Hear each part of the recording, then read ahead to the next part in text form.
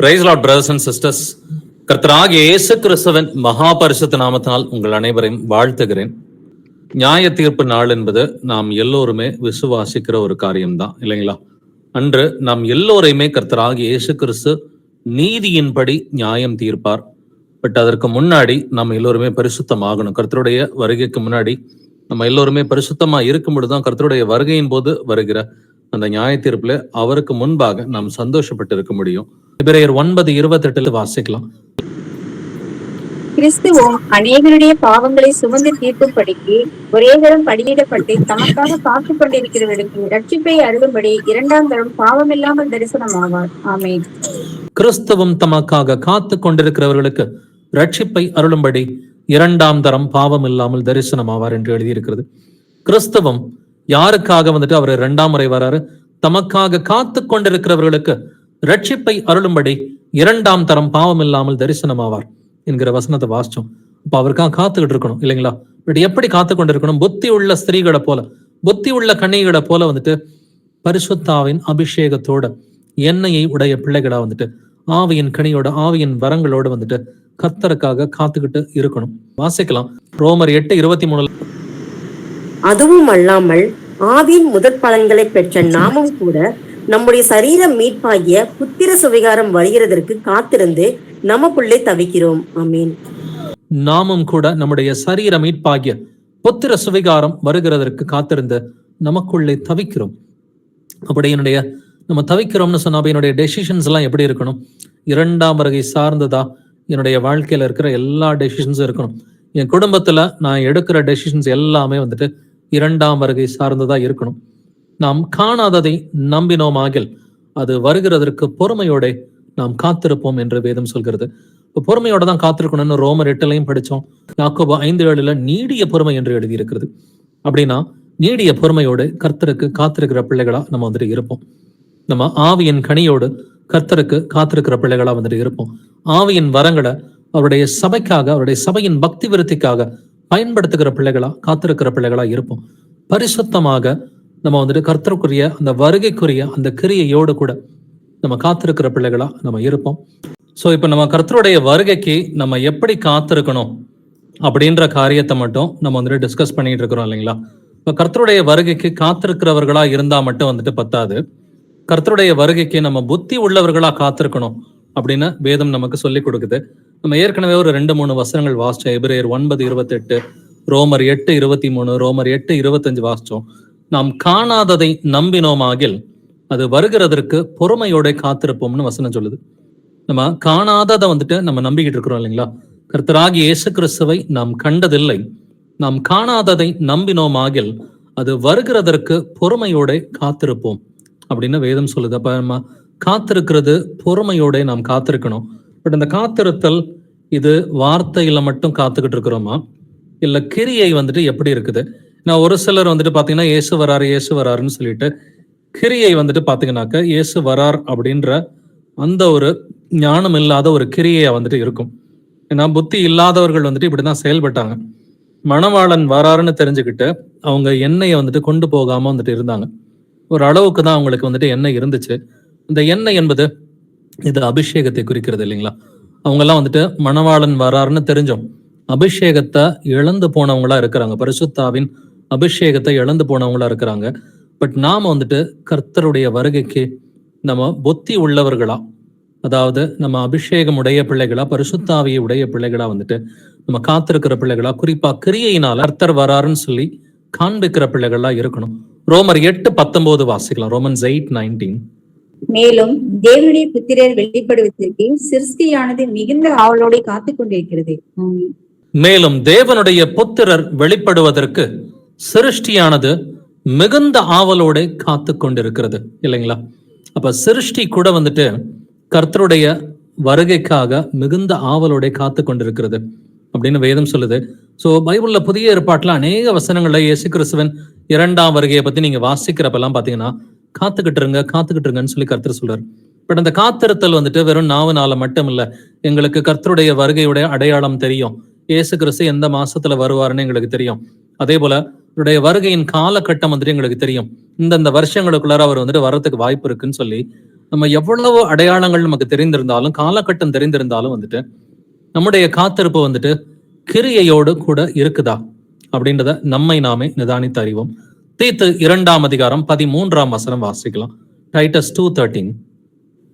நாம் நம்பி இருக்கிற ஆனந்த பாக்கியத்துக்கும் மகா தேவனும் நமது இரட்சகருமாகிய இயேசு கிறிஸ்துவனுடைய மகிமையின் பிரசன்னமாகுதலுக்கும் எதிர்பார்த்து கொண்டிருக்கும்படி நமக்கு போதிக்கிறது. ஆமீன். நாம் நம்பி இருக்கிற ஆனந்த பாக்கியத்துக்கும் மகாதேவனும் நமது இரட்சகருமாகிய இயேசு கிறிஸ்துவனுடைய மகிமையின் பிரசன்னமாகுதலுக்கும் எதிர்பார்த்து கொண்டிருக்கும்படி நமக்கு என்ன போதிக்கிறது? தேவ கிருபையானது. இதுக்கு முந்தின வசனங்களை படிச்சு பாத்தீங்கன்னா, தேவ கிருபையானது நமக்கு எதை போதிக்கிறது? இயேசு கிறிஸ்துவனுடைய மகிமையின் பிரசன்னமாகுதலுக்கும் எதிர்பார்த்து கொண்டிருக்கும்படி நமக்கு போதிக்கிறதுன்னு சொல்லி வேதம் சொல்கிறது இல்லைங்களா? அப்ப இயேசு கிறிஸ்துவின் பிரசன்னமாகுதல், அவருடைய 2ஆம் வருகை, அதை நாம் எந்த அளவுக்கு எதிர்பார்க்கிறோம்னா நம்முடைய வாழ்க்கையில கிரியை வந்துட்டு அதற்கேற்றார் போல இருக்கிறதான்னு சொல்லி நம்மை நாமே நிதானித்து அறிவோம். இப்ப இயேசு வராருன்னு சொல்லிக்கிட்டு நம்ம அன்பு இல்லாம நடந்துகிட்டோம்னாக்க அவர் வராருன்னு வார்த்தையில தான் சொல்றோம், பட் கிரியையில அதை மறுதளிக்கிறோம்னு சொல்லி அர்த்தம் இல்லைங்களா? இயேசு கிறிஸ்து வராருனாக்க நம்முடைய வார்த்தையும் கிரியையும் ஒத்து போகணும் இல்லைங்களா? அப்ப இயேசு கிறிஸ்து வராருன்னா நான் இன்னமும் அந்த பழைய மனுஷனுக்குரிய பாவங்கள் இருக்கக்கூடாது. குறிப்பா மாம்ச சிந்தைகள் வந்துட்டு நமக்கு வந்துட்டு இருக்கக்கூடாது. இன்னமும் இந்த உலகத்துல இந்தந்த காரியங்களை அச்சீவ் பண்ணணும் அப்படின்ற மாதிரி வந்துட்டு இந்த உலகத்துக்குரிய அந்த ப்ரையாரிட்டிஸ் நமக்கு அதிகமா இருக்கக்கூடாது. நம்ம வேலைக்கு போறது தப்பு இல்லை, நம்ம சம்பாதிக்கிறது தப்பு இல்லை, இல்லை நம்ம வந்துட்டு அடிப்படை தேவைகளை நமக்கு நாமளே கர்த்தருடைய கிருபையோட நிறைவேற்றிக் கொள்வது அது தவறு கிடையாது. பட் அதுக்கான ப்ரையாரிட்டி, அது பெரிய ப்ரையாரிட்டியா வந்துட்டு நமக்கு இருக்கக்கூடாது. இந்த பூமிக்குரிய காரியங்கள் அது பெரிய ப்ரையாரிட்டியா நமக்கு இருக்கக்கூடாதுன்னு சொல்லி கர்த்தர் சொல்றாரு. அது மட்டும் இல்லாம நம்முடைய ஆவிக்குரிய நடத்தை வந்துட்டு அது வசனத்திற்குரிய நடத்தையாதான் வந்துட்டு இருக்கணும். தொடர்ந்து வாசிக்கலாம். பிலிப்பியர் 3ஆம் அதிகாரம் வசனங்கள் 20 முதல் 21 வரைக்கும் வாசிக்கலாம். Philippians chapter 3 verses 20 to 21. நம்முடைய குடியிருப்போ பரலோகத்தில் இருக்கிறது. அங்கே இருந்து கர்த்தராய் இருக்கிற இயேசு கிறிஸ்து என்னும் இரட்சகர் வர எதிர்பார்த்து கொண்டிருக்கிறோம். அவர் எல்லாவற்றையும் தமக்கு கீழ்ப்படுத்திக் கொள்ளத்தக்க தம்முடைய வல்லமையான செயலின்படியே நம்முடைய அற்பமான சரீரத்தை தம்முடைய மகிமையான சரீரத்திற்கு ஒப்பாக மறுரூபப்படுத்துவார். ஆமென். ஆமென். கர்த்தராயிருக்கிற இயேசு கிறிஸ்து எங்கே இருந்து வருகிறார்? நம்முடைய குடியிருப்போ பரலோகத்தில் இருக்கிறது இல்லைங்களா? அங்கே இருந்து கர்த்தராகிய இயேசு கிறிஸ்து என்னும் இரட்சகர் வர எதிர்பார்த்து கொண்டிருக்கிறோம். சோ நம்முடைய எதிர்பார்ப்பெல்லாம் இயேசு கிறிஸ்து பரலோகத்திலிருந்து சீக்கிரமா வருவாரு. அதே போல அவர் வரும் பொழுது என்ன பண்ணுவாரு? நம்முடைய அற்பமான சரீரத்தை தம்முடைய மகிமையான சரீரத்திற்கு ஒப்பாக மறுரூபப்படுத்துவார். சோ அன்னைக்குதான் நம்முடைய ரட்சிப்பு முழுமை அடையுதுங்க. இயேசு கிறிஸ்து வரும் பொழுது நம்முடைய சரீரங்கள் எல்லாம் ஆவிக்குரிய சரீரமா, மகிமைக்குரிய சரீரமா என்னைக்கு மாறுதோ அன்னைக்குதான் நம்முடைய ரட்சிப்பு முழுமை அடையுது. அப்படின்னா அது வரைக்கும் என்னுடைய எதிர்பார்ப்பு, என்னுடைய காத்திருப்பு அது வந்துட்டு எந்த அளவுக்கு இருக்குது? வார்த்தையில மட்டும் இருக்குதா அல்லது கிரியையில இருக்குதா? இல்ல வந்துட்டு என்னுடைய எதிர்பார்ப்பு, என்னுடைய காத்திருத்தல் வந்துட்டு அது எண்ணெயோடு கூட, கர்த்தர் கொடுத்த அபிஷேகத்தோடு கூட அது இருக்கிறதா? ஏன்னா அவங்க எண்ணெய் இல்லாம இருந்தாங்கன்னு சொல்லி வேதம் சொல்லுது. எண்ணெய் என்பது அபிஷேகத்தை குறிக்கிறது இல்லைங்களா? புத்தி இல்லாத கன்னிகைகள் அவங்களுக்கு போதுமான அளவுக்கு வந்துட்டு அந்த எண்ணெய் இல்லை. இப்ப பரிசுத்த ஆவியினுடைய அபிஷேகத்தை காலப்போக்கில் வந்துட்டு இழந்து போனவர்களா தான் வந்துட்டு இருக்கிறாங்க. அப்படி இருக்கிறப்ப நம்ம கடைசி வரைக்கும் பரிசுத்தாவின் அபிஷேகம் உடைய பிள்ளைகளா, அதாவது ஆவியின் கனியிலே நிலைத்திருக்கிற பிள்ளைகளா, கர்த்தர் கொடுக்கிற அந்த பரிசுத்தாவின் வரங்களை வந்துட்டு தொடர்ந்து அவருடைய ராஜ்யத்துக்காக, சபையினுடைய பக்தி விருத்திக்காக பயன்படுத்துகிற பிள்ளைகளா இருந்தாக்க கண்டிப்பா கர்த்தர் வரும் பொழுது புத்தி உள்ள கன்னிகைகளை போல நம்ம நிச்சயமா இருப்போம். 1 தெசலோனிக்கர் 1:10 வாசிக்கலாம். 1 Thessalonians 1:10. அவர் மரித்தோரிலிருந்து எழுப்பினவரும் இனிவரும் கோபாக்கியனில் என்று நம்மை நீங்களாக்கி ரட்சிக்கிறவருமாய் இருக்கிற அவருடைய குமாரனாகிய இயேசு பரலோகத்திலிருந்து வருவதை நீங்கள் எதிர்பார்த்து கொண்டிருக்கிறது அறிவிக்கிறார்களே. இயேசு பரலோகத்திலிருந்து வருவதை நீங்கள் எதிர்பார்த்து கொண்டிருக்கிறதையும் அறிவிக்கிறார்களே. சோ நாமளும் இயேசு கிறிஸ்து பரலோகத்திலிருந்து வர காரியத்தை தொடர்ந்து அறிவிச்சுக்கிட்டு தான் வந்துட்டு இருக்கிறோம் இல்லைங்களா? அப்ப அறிவிக்கணுன்றது நமக்கு கடமையா தான் வந்துட்டு இருக்குது. அவர் பரலோகத்திலிருந்து வருவதை நீங்கள் எதிர்பார்த்து கொண்டிருக்கிறதையும் நம்ம எதிர்பார்ப்போட காத்து கொண்டிருக்கிறோம் இல்லைங்களா? பட் அந்த எதிர்பார்ப்பும் அந்த காத்திருத்தலும் வந்துட்டு இது கிரியையோடு கூட வந்துட்டு இருக்கணும். இந்த உலகத்துக்குரிய ப்ரையாரிட்டி நமக்கு வந்துட்டு அது கர்த்தருடைய வருகையை காட்டிலும் அதிகமா இருக்கக்கூடாது. அதான் இந்த பூமியில வந்துட்டு நான் இன்னும் வீடு கட்டணும், நான் கார் வாங்கணும், நான் இதை பண்ணணும், அதை பண்ணணும் அப்படின்ற ப்ரையாரிட்டி வந்துட்டு பாத்தீங்கன்னா கர்த்தருடைய வருகைக்கு வந்துட்டு எந்த விதத்திலும் நம்முடைய எதிர்பார்ப்பும் நம்முடைய செயல்பாடும் வந்துட்டு வெவ்வேறாக இருக்கக்கூடாதுன்னு சொல்லி கர்த்தர் நமக்கு தெளிவாகவே சொல்லிக் கொடுக்கிறாரு. தொடர்ந்து வாசிக்கலாம். மற்றவர்களுடைய எதிர்பார்ப்பு எப்படி இருக்கும், இந்த உலகத்தாருடைய எதிர்பார்ப்பு கர்த்தருடைய வருகையின் போது எப்படி இருக்கும்ன்றத நம்ம வந்துட்டு பார்க்கலாம் வசனங்கள்ல. லூக்கா 21:26 வாசிக்கலாம். லூக் 21:26. வானத்தின் சத்துவங்கள் அசைக்கப்படும், ஆதலால் பூமி மேல் வரும் ஆபத்துகளுக்கு பயந்து எதிர்பார்த்திருக்கிறதினால் மனுஷனுடைய இருதயம் சோர்ந்து போம். ஆமென். வானத்தின் சத்துவங்கள் அசைக்கப்படும், ஆதலால் பூமியின் மேல் வரும் ஆபத்துக்களுக்கு பயந்து எதிர்பார்த்திருக்கிறதுனால் மனுஷருடைய இருதயம் சோர்ந்து போகும். இதுதாங்க கர்த்தருடைய எதிரிகளுடைய நிலைமை வந்துட்டு, பரிசுத்தாவி இல்லாதவர்களுடைய நிலைமை வந்துட்டு இதுதான். பூமியின் மேல் வரும் ஆபத்துக்களுக்கு பயந்து எதிர்பார்த்திருக்கிறதுனால் மனுஷருடைய இருதயம் சோர்ந்து போகும். அவங்கெல்லாம் எதை எதிர்பார்க்கிறாங்க? பூமியின் மேல் வரும் ஆபத்துக்களுக்கு பயந்து போய் எதிர்பார்த்திருக்கிறாங்க. பட் நம்முடைய எதிர்பார்ப்பு வந்துட்டு அது வந்துட்டு பரலோகத்திலிருந்து இயேசு கிறிஸ்து வரணும்னு சொல்லி அது எதிர்பார்ப்பா இருக்குது. அப்ப ரெண்டுமே எதிர்பார்ப்பு தான். கர்த்தருடைய பிள்ளைகளுக்கு எதிர்பார்ப்பு கர்த்தர் வரணும் இல்லைங்களா? இயேசு கிறிஸ்துவின் வருகை தான் அவருடைய பிள்ளைகளுக்கு எதிர்பார்ப்பு. பட் பொது ஜனங்களுக்கு, கர்த்தருடைய ஆவி இல்லாதவங்களுக்கு, அவங்களுக்கு இந்த உலகத்தின் மேல் வரும் ஆபத்துக்களுக்கு பயந்து எதிர்பார்ப்பு ஒண்ணு இருக்குது. இன்னைக்கு உக்ரைன்ல இருக்கிறவங்கள, ரஷ்யால இருக்கிறவங்கள, இல்ல அதே போல வந்துட்டு இன்னைக்கு காசாவில் குடியிருக்கிறவங்கள, இல்ல லெபனான்ல இவ்வளவு நாளா வந்துட்டு குண்டு மழை பொழிஞ்சுக்கிட்டு இருந்துச்சு.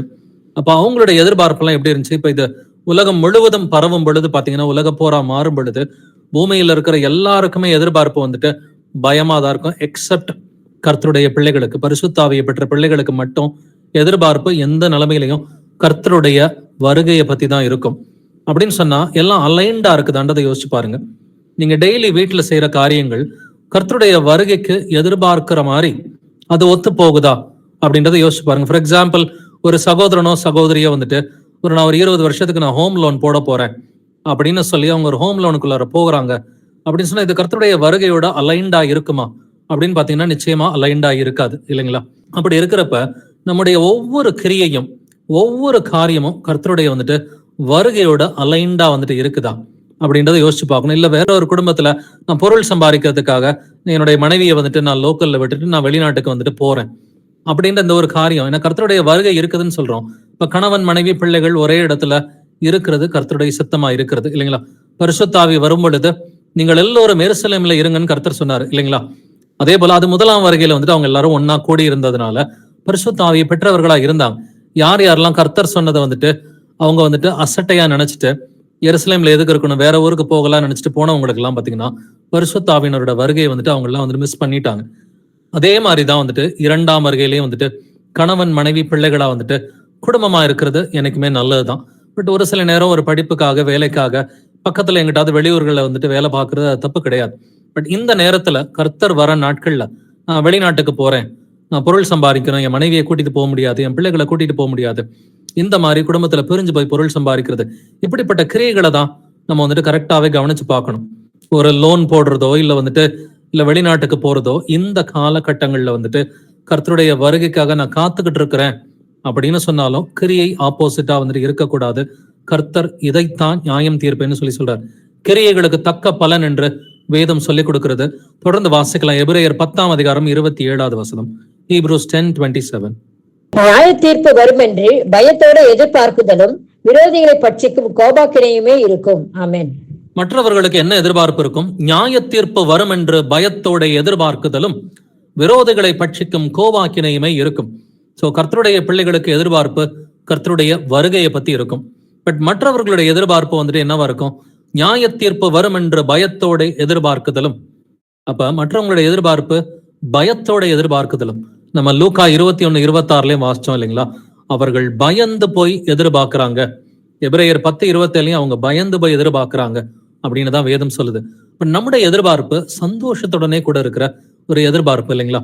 கர்த்தருடைய வருகைக்காக சந்தோஷத்துடனே, நீடிய பொறுமையோட, சமாதானத்தோட, நம்ம அன்போட, விசுவாசத்தோட காத்துக்கிட்டு இருக்கிற பிள்ளைகளா இருக்கணும். பட் அது நாவினால் மட்டுமல்ல, கிரியையினாலும் வந்துட்டு இது இருக்க வேண்டும்னு சொல்லி கர்த்தர் சொல்றாரு. அப்ப நம்மை நாமே நிதானித்து பார்ப்போம். நம்ம வாழ்க்கையில் எடுக்கிற எல்லா முடிவுகளும் பெரிய முடிவுகளா இருக்கட்டும், அதெல்லாம் கொஞ்சம் யோசிச்சு பாருங்க. அது பிள்ளைகளுடைய படிப்பு சார்ந்த முடிவுகளா இருக்கட்டும், இந்த நேரத்துல பிள்ளைங்களை வெளிநாட்டுல படிக்க வைக்கிறது கர்த்தருக்கு சித்தமா இருக்குமான்றதை கொஞ்சம் யோசிச்சு பாருங்க. இதெல்லாம் எக்ஸாம்பிள்ஸ் நம்ம வந்துட்டு புரிஞ்சுக்க வேண்டியது. ஸோ இந்த நேரத்துல பிள்ளைகளை வெளிநாட்டுல படிக்க வைக்கிறதோ, இல்ல வந்துட்டு இந்த நேரத்துல போய் வெளிநாட்டுல ஒரு சகோதரன் போய் வேலை பார்த்துட்டு குடும்பத்தை வந்துட்டு வேற ஊர்ல வச்சுக்கிறது, இது கர்த்தருடைய வருகைக்கு நம்ம தயாராகிற விதத்துல இருக்குமா? இல்ல இந்த நேரத்துல வந்துட்டு கர்த்தருக்கு பிடிக்காத காரியங்களை செய்யறது இது சமாதானமா இருக்குமா? நம்மை நாமே நிதானித்து அறிவோம். வாசிக்கலாம் 1 கொரிந்தியர் 1:7 வாசிக்கலாம். 1 Corinthians 1:7. அப்படியே நீங்கள் யாதொரு வரத்திலும் குறைவில்லாதவர்களாய் நம்முடைய கர்த்தராகிய இயேசு கிறிஸ்து வெளிப்படுவதற்கு காத்திருக்கிறீர்கள். ஆமென்.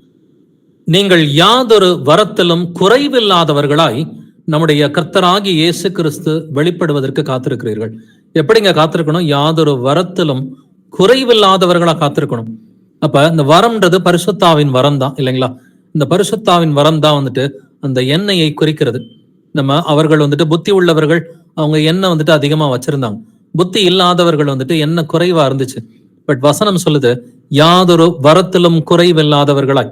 அப்ப ஆவியின் கனியில நமக்கு குறைவு இருக்கக்கூடாது. ஆவியின் வரங்களை வந்துட்டு கர்த்தருடைய சபைக்காக, அவருடைய சபையின் பக்தி விருத்திக்காக பயன்படுத்துறதுல வந்துட்டு குறைவில்லாதவர்களா இருக்கணும். இப்படிதான் நம்ம கர்த்தருடைய வருகைக்கு காத்திருக்கணும்னு சொல்லி வேதம் சொல்லி கொடுக்கிறது. கர்த்தர் வரும் பொழுது அந்த சிச்சுவேஷன் எப்படி இருக்கும் அப்படின்றத வேதம் நமக்கு சொல்லி கொடுக்கிறது. ஏசாயா 25:9 வாசிக்கலாம். ஐசையா 25:9. அக்காலத்திலே இதோ இவரே நம்முடைய தேவன், இவருக்காக காத்திருந்தோம், இவர் நம்மை ரட்சிப்பார், இவரே கர்த்தர், இவருக்காக காத்திருந்தோம், இவருடைய ரட்சிப்பினால் களி கூர்ந்து மகிழ்வோம் என்று சொல்லப்படும். ஆமீன். இயேசு கிறிஸ்து வரும் பொழுது அந்த டயலாக் எப்படி இருக்கும்னா இப்படிதான் இருக்கும். அக்காலத்திலே இயேசு கிறிஸ்துவின் வருகையின் போது எப்படி இருக்கும்? இதோ இவரே நம்முடைய தேவன், இவருக்காக காத்திருந்தோம், இவர் நம்மை ரட்சிப்பார், இவரே கர்த்தர், இவருக்காக காத்திருந்தோம், இவருடைய ரட்சிப்பினால் களி கூர்ந்து மகிழ்வோம். 1000 வருட அரசாட்சியில நம்முடைய நிலைமை, நம்முடைய டிஸ்கஷன் வந்துட்டு இப்படிதாங்க வந்துட்டு இருக்கும். இவர்தான் நம்முடைய தேவன், இவருக்காக காத்திருந்தோம், இயேசு கிறிஸ்து தான் நம்மை ரட்சிக்கிறவர், இவரே கர்த்தர். பழைய ஏற்பாட்டுல இருந்த கர்த்தரும் அவர்தான், புதிய ஏற்பாட்டுல நமக்காக மாம்சத்துல வெளிப்பட்ட தேவனும் இவர்தான் அப்படின்றத தெளிவாவே நம்ம புரிஞ்சுக்கக்கூடிய காலகட்டம் அவர் வந்த பிறகுதான். தொடர்ந்து அவருடைய வருகை குறித்து நம்ம வாசிக்கலாம். சங்கீதம் 37:9 வாசிக்கலாம். Psalm 37:9. பொல்லாதவர்கள் அறுப்புண்டு போவார்கள், கர்த்தருக்கு காத்திருக்கிறவர்கள் பூமியை சுதந்திரித்துக் கொள்வார்கள். ஆமென். பொல்லாதவர்கள் அறுப்புண்டு போவார்கள், தட் இஸ் ஓகே. பட் கர்த்தருக்கு காத்திருக்கிறவர்களோ பூமியை சுதந்திரித்து கொள்ளுவார்கள் அப்படின்னு வேதம் வந்துட்டு சொல்லுது இல்லைங்களா? கர்த்தருக்கு காத்திருக்கிறவர்கள் பூமி முழுவதையும் சுதந்திரித்துக் கொள்ளுவார்கள்ங்க. அப்ப இன்னைக்கு வந்துட்டு நம்ம வந்துட்டு காணியாட்சிகளுக்காக, வீடுகளுக்காக நம்ம கர்த்தர் கொடுக்கிற ரட்சிப்பை நம்ம இழக்கணுன்ற அவசியம் இல்லை. சில நேரங்கள் பார்த்தீங்கன்னா ஒரு சில வீடுகள்ல சொத்து தகராறு கூட வந்துட்டு இருக்கும் இல்லைங்களா? ஒரு இடத்துக்காகவோ இல்லை வந்துட்டு ஒரு பொருளுக்காகவோ, ஒரு வீட்டுக்காகவோ, இல்லை ஒரு நகைக்காகவோ சொத்து தகராறுகள் இருந்துச்சுனாக்க கர்த்தர் நமக்கு சொல்லிக் கொடுக்கறது மண்ணின்னு தான் சொல்லி கொடுக்குறாரு இல்லைங்களா? ஏன்னா நீங்களும் நானும் வந்துட்டு பூமியை சுதந்திரித்து கொள்ள போகிற பிள்ளைகளா இருக்கிறோம். இன்னைக்கு வந்துட்டு 1 சென்ட் 2 சென்ட் 3 சென்ட் இடத்துக்காக வந்துட்டு கர்த்தர் அருளும் அந்த பெரிய ரட்சிப்பை வந்துட்டு நம்ம எந்த விதத்திலும் இழந்து போயிடக்கூடாது. அதனாலதான் நம்ம கர்த்தர் வராருன்னு சொல்ற அந்த வார்த்தையும் நம்ம வாழ்கிற வாழ்க்கையும் அந்த கிரியையும் வந்துட்டு காத்திருக்கிறவர்களுக்கு ஒத்து போகிற மாதிரி வந்துட்டு இருக்கணும். வார்த்தை வராருன்னு சொல்லிட்டு கிரியை வந்துட்டு அவர் வரமாட்டாருன்னு சொல்ற மாதிரி இருக்கக்கூடாது. அப்ப அவர் வரமாட்டாருன்னு சொன்னா என்ன பண்ணுவோம்? நம்முடைய பிளான்ஸ் எல்லாம் அடுத்த ஒரு 20 வருஷத்துக்கு இருக்கும். சில வீடுகள்ல பாத்தீங்கன்னா சின்ன பிள்ளைங்க இருப்பாங்க, ஒரு 5 வயசு 10 வயசுல வந்துட்டு சின்ன பிள்ளைங்க இருப்பாங்க. இந்த பிள்ளைக்கு கல்யாணம் பண்றது எப்படி இப்படின்ற பேச்சுவார்த்தை எல்லாம் இருந்துச்சுன்னா கர்த்தர் வரமாட்டாருன்றத சொல்லாம சொல்லிக்கிட்டு இருக்கிறோம் நம்ம இல்லைங்களா? வீட்டுல 5 வயசு 10 வயசுல இருக்கிற பிள்ளைங்களுக்கு எப்படி கல்யாணம் பண்றது அப்படின்னு திருமண காரியங்களை பேசினோம்னா இன்னும் அவங்களுக்கு திருமணம் பண்றதுக்கு ஒரு 15-20 வருஷம் கூட வந்துட்டு ஆகலாம். அப்படின்னா 15-20 வருஷத்துக்குரிய நம்ம பிளான்ஸை போடுறோம்னா கர்த்தர் வரமாட்டாருன்றத வந்துட்டு நம்ம சொல்லாம தான் இந்த மாதிரி டிஸ்கஷன்ஸ் எல்லாம் நடக்குது. அப்படின்னா இப்படிப்பட்ட டிஸ்கஷன்ஸ், இப்படிப்பட்ட கிரியைகள் நமக்குள்ளார காணப்படக்கூடாது. அப்ப சிறு பிள்ளைகளுக்கு திருமணத்தை பத்தி பேசுறதோ, இல்ல இந்த நேரத்துல படிக்கிற பிள்ளைகளை வெளிநாட்டுக்கு அனுப்பி படிக்க வைக்கிறதோ, இல்ல ஒரு சிலர் வந்துட்டு சகோதரர்கள் வெளிநாட்டுக்கு போய் வேலை பார்க்கறதோ, கர்த்தர் வருகிற காலகட்டத்துல வந்துட்டு பெரிய ஒரு லோனுக்குள்ளார வந்துட்டு போகிறதோ, கடன் வாங்குற விஷயங்களோ, இந்த கிரியை எதுவும் நமக்குள்ளார காணப்படக்கூடாது. பட் இப்படி நிறைய காரியங்கள் இருக்குது. இப்ப இதெல்லாம் பூமிக்குரிய காரியங்களை நம்ம பேசுறோம். இந்த படிப்பு, வேலை, இதெல்லாம் பூமிக்குரிய காரியங்கள். பட் ஆவிக்குரிய ரீதியிலையும் வந்துட்டு நம்ம பொய் சொல்லுகிறவர்களா காணப்படக்கூடாது, அன்பு இல்லாதவர்களா காணப்படக்கூடாது இல்லைங்களா? நம்ம மற்றவங்களை வந்துட்டு மன்னிக்காதவர்களா, இருதயத்துல கசப்பு உள்ளவர்களா காணப்படக்கூடாதுன்னு சொல்லி வேதம் நமக்கு சொல்லி கொடுக்கிறது. காரணம் என்னன்னா நீங்களும் நானும் கர்த்தருக்கு காத்திருக்கிறவர்களோ பூமியை சுதந்தரித்துக் கொள்ளுவார்கள். சங்கீதம் 37:34 வாசிக்கலாம். Psalm 37:34. நீ கர்த்தருக்கு காத்திருந்து அவருடைய வழியை கைக்கொள், அப்பொழுது நீ பூமியை சுதந்திரித்துக் கொள்வதற்கு அவர் உன்னை உயர்த்துவார். துன்மார்க்கர் அறுப்புண்டு போவதை நீ காண்பாய். ஆமென். அவர் உன்னை உயர்த்துவார். எப்பொழுது கர்த்தர் உன்னை உயர்த்துவார்? நீ கர்த்தருக்கு காத்திருந்து அவருடைய வழியை கைக்கொள், அப்பொழுது நீ பூமியை சுதந்திரித்துக் கொள்வதற்கு அவர் உன்னை உயர்த்துவார். கர்த்தர் உன் தலையை உயர்த்துவார். அதெல்லாம் பூமிக்குரிய காரியத்துக்கு இல்ல. என்டையர் பூமியை நீங்களும் நானும் சுதந்திரிக்கிறது, அதுதான் கர்த்தர் உங்களையும் என்னையும் உயர்த்துற ஒரு காரியம். அது வரைக்கும் நமக்கு இந்த பூமியில வந்துட்டு எந்த உயர்வும் தேவையில்லை பிரதர்ஸ் அண்ட் சிஸ்டர்ஸ். கர்த்தர் வருமளவும் நமக்கு இந்த பூமியில எந்த உயர்வும் நமக்கு தேவையில்லை. அதை நம்ம கேட்கவே வேண்டாம். நமக்கு அடிப்படை தேவைகள் என்னவோ அது கர்த்தர் வந்துட்டு ஆட்டோமேட்டிக்கா கொடுப்பார். பட் கர்த்தர் வந்த பிறகு வந்துட்டு நீங்கள் பூமியை சுதந்திரித்துக் கொள்வதற்கு கர்த்தர் உங்களையும் என்னையும் உயர்த்துவார்னு வேதம் சொல்லுது. அது வரைக்கும் நம்ம செய்ய வேண்டியது, நீ கர்த்தருக்கு காத்திருந்து அவருடைய வழியை கைக்கொள். அப்ப கைக்கொள் அப்படின்னு சொன்னா அங்க கிரியை இருக்குதுன்னு சொல்லி அர்த்தம் இல்லைங்களா? அப்ப அவர் வர்றாருன்னு சொன்னாக்க அவர் வருகிறதற்கான கிரியைகள் நமக்குள்ளார வந்துட்டு இருக்குதா, பெர்ஃபெக்டா இருக்குதான்றது நம்மை நாமே நிதானித்து அறிவோம். ஏசாயா 40:31 வாசிக்கலாம். ஐசாயா 40:31.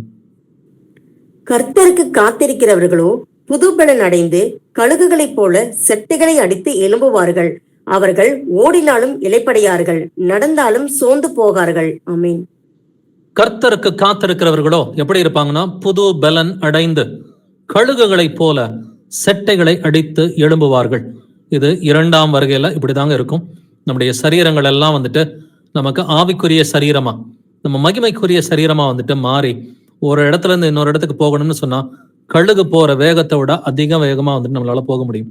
அவர்கள் ஓடினாலும் இளைப்படையார்கள், நடந்தாலும் சோர்ந்து போகார்கள். இது பூமிக்குரிய உடம்புக்காக கர்த்தர் எழுதின ஆசீர்வாத வசனம் கிடையாது. இது 2ஆம் வருகையில நாம் சுதந்திரிக்க போகிற ஆவிக்குரிய சரீரத்தை குறிக்கிற ஒரு வசனம். சோ கர்த்தருக்கு காத்திருக்கிறவர்களுக்கு மட்டும் அவர் வருகையின் போது புது பலன் வந்துட்டு கிடைக்கும்.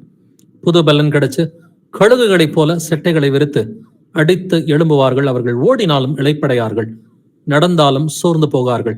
அப்ப இதற்காக காத்துக்கிட்டு இருக்கிற பிள்ளைங்க, நம்முடைய அந்த கிரியையில வந்துட்டு எவ்வளவு ஹை ஸ்டாண்டர்ட்ஸ் இருக்கணும் அப்படின்றத நம்மளை நாமளே யோசிச்சு பார்க்கலாம். புலம்பல் 3:25 நீங்க வாசிச்சு பாத்தீங்கன்னா, தமக்கு காத்திருக்கிறவர்களுக்கும் தம்மை தேடுகிற ஆத்மாவுக்கும் கர்த்தர் நல்லவர் என்று எழுதியிருக்கிறது. கர்த்தர் யாருக்குங்க நல்லவர்? தமக்கு காத்திருக்கிறவர்களுக்கும் தம்மை தேடுகிற ஆத்மாவுக்கும் கர்த்தர் நல்லவர் என்று எழுதியிருக்கிறது. அதே புலம்பல்ல அடுத்த வசனம் 26வது வசனம், புலம்பல் 3:26 கர்த்தருடைய ரட்சிப்புக்கு நம்பிக்கையோடு காத்திருக்கிறது நல்லது. நம்ம எப்படி காத்திருக்கணுமா? நம்பிக்கையோடு காத்திருக்கணும். இன்கேஸ் இயேசு கிறிஸ்து வராம போயிட்டா என்ன பண்றது? இப்படியெல்லாம் ஒரு சிலருடைய இருதயத்துல எண்ணங்களும் வந்துட்டு இருக்குது. இன்கேஸ் சீக்கிரத்துல வரலன்னா நான் எதுக்கு ஒரு பேக்கப் பிளான் வந்துட்டு வச்சுக்கிறேன் அப்படின்ற மாதிரி நம்ம வாழ்க்கையில எண்ணங்கள் இருக்கக்கூடாது. கர்த்தர் வரார், அதுல எந்த டவுட்டும் வந்துட்டு கிடையாது. மேபி ஒரு வருஷம் முன்ன பின்ன வந்துட்டு போகலாம். கர்த்தர் வராருன்றதுல வந்துட்டு எந்த வித சந்தேகமும் வந்துட்டு கிடையவே கிடையாது. நமக்குள்ளார அந்த சந்தேகங்கள் இருதயத்துல இருக்கக்கூடாது.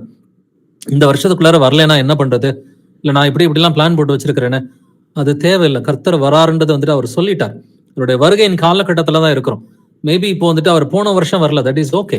ஒவ்வொரு வருஷமும் கர்த்தருடைய வருகைக்காக நீங்க எதிர்பார்த்துக்கிட்டு இல்லை அப்படின்னு சொன்னாக்க நம்முடைய இருதயத்துல அன்பு இல்லைன்னு சொல்லி அர்த்தம் இல்லைங்களா?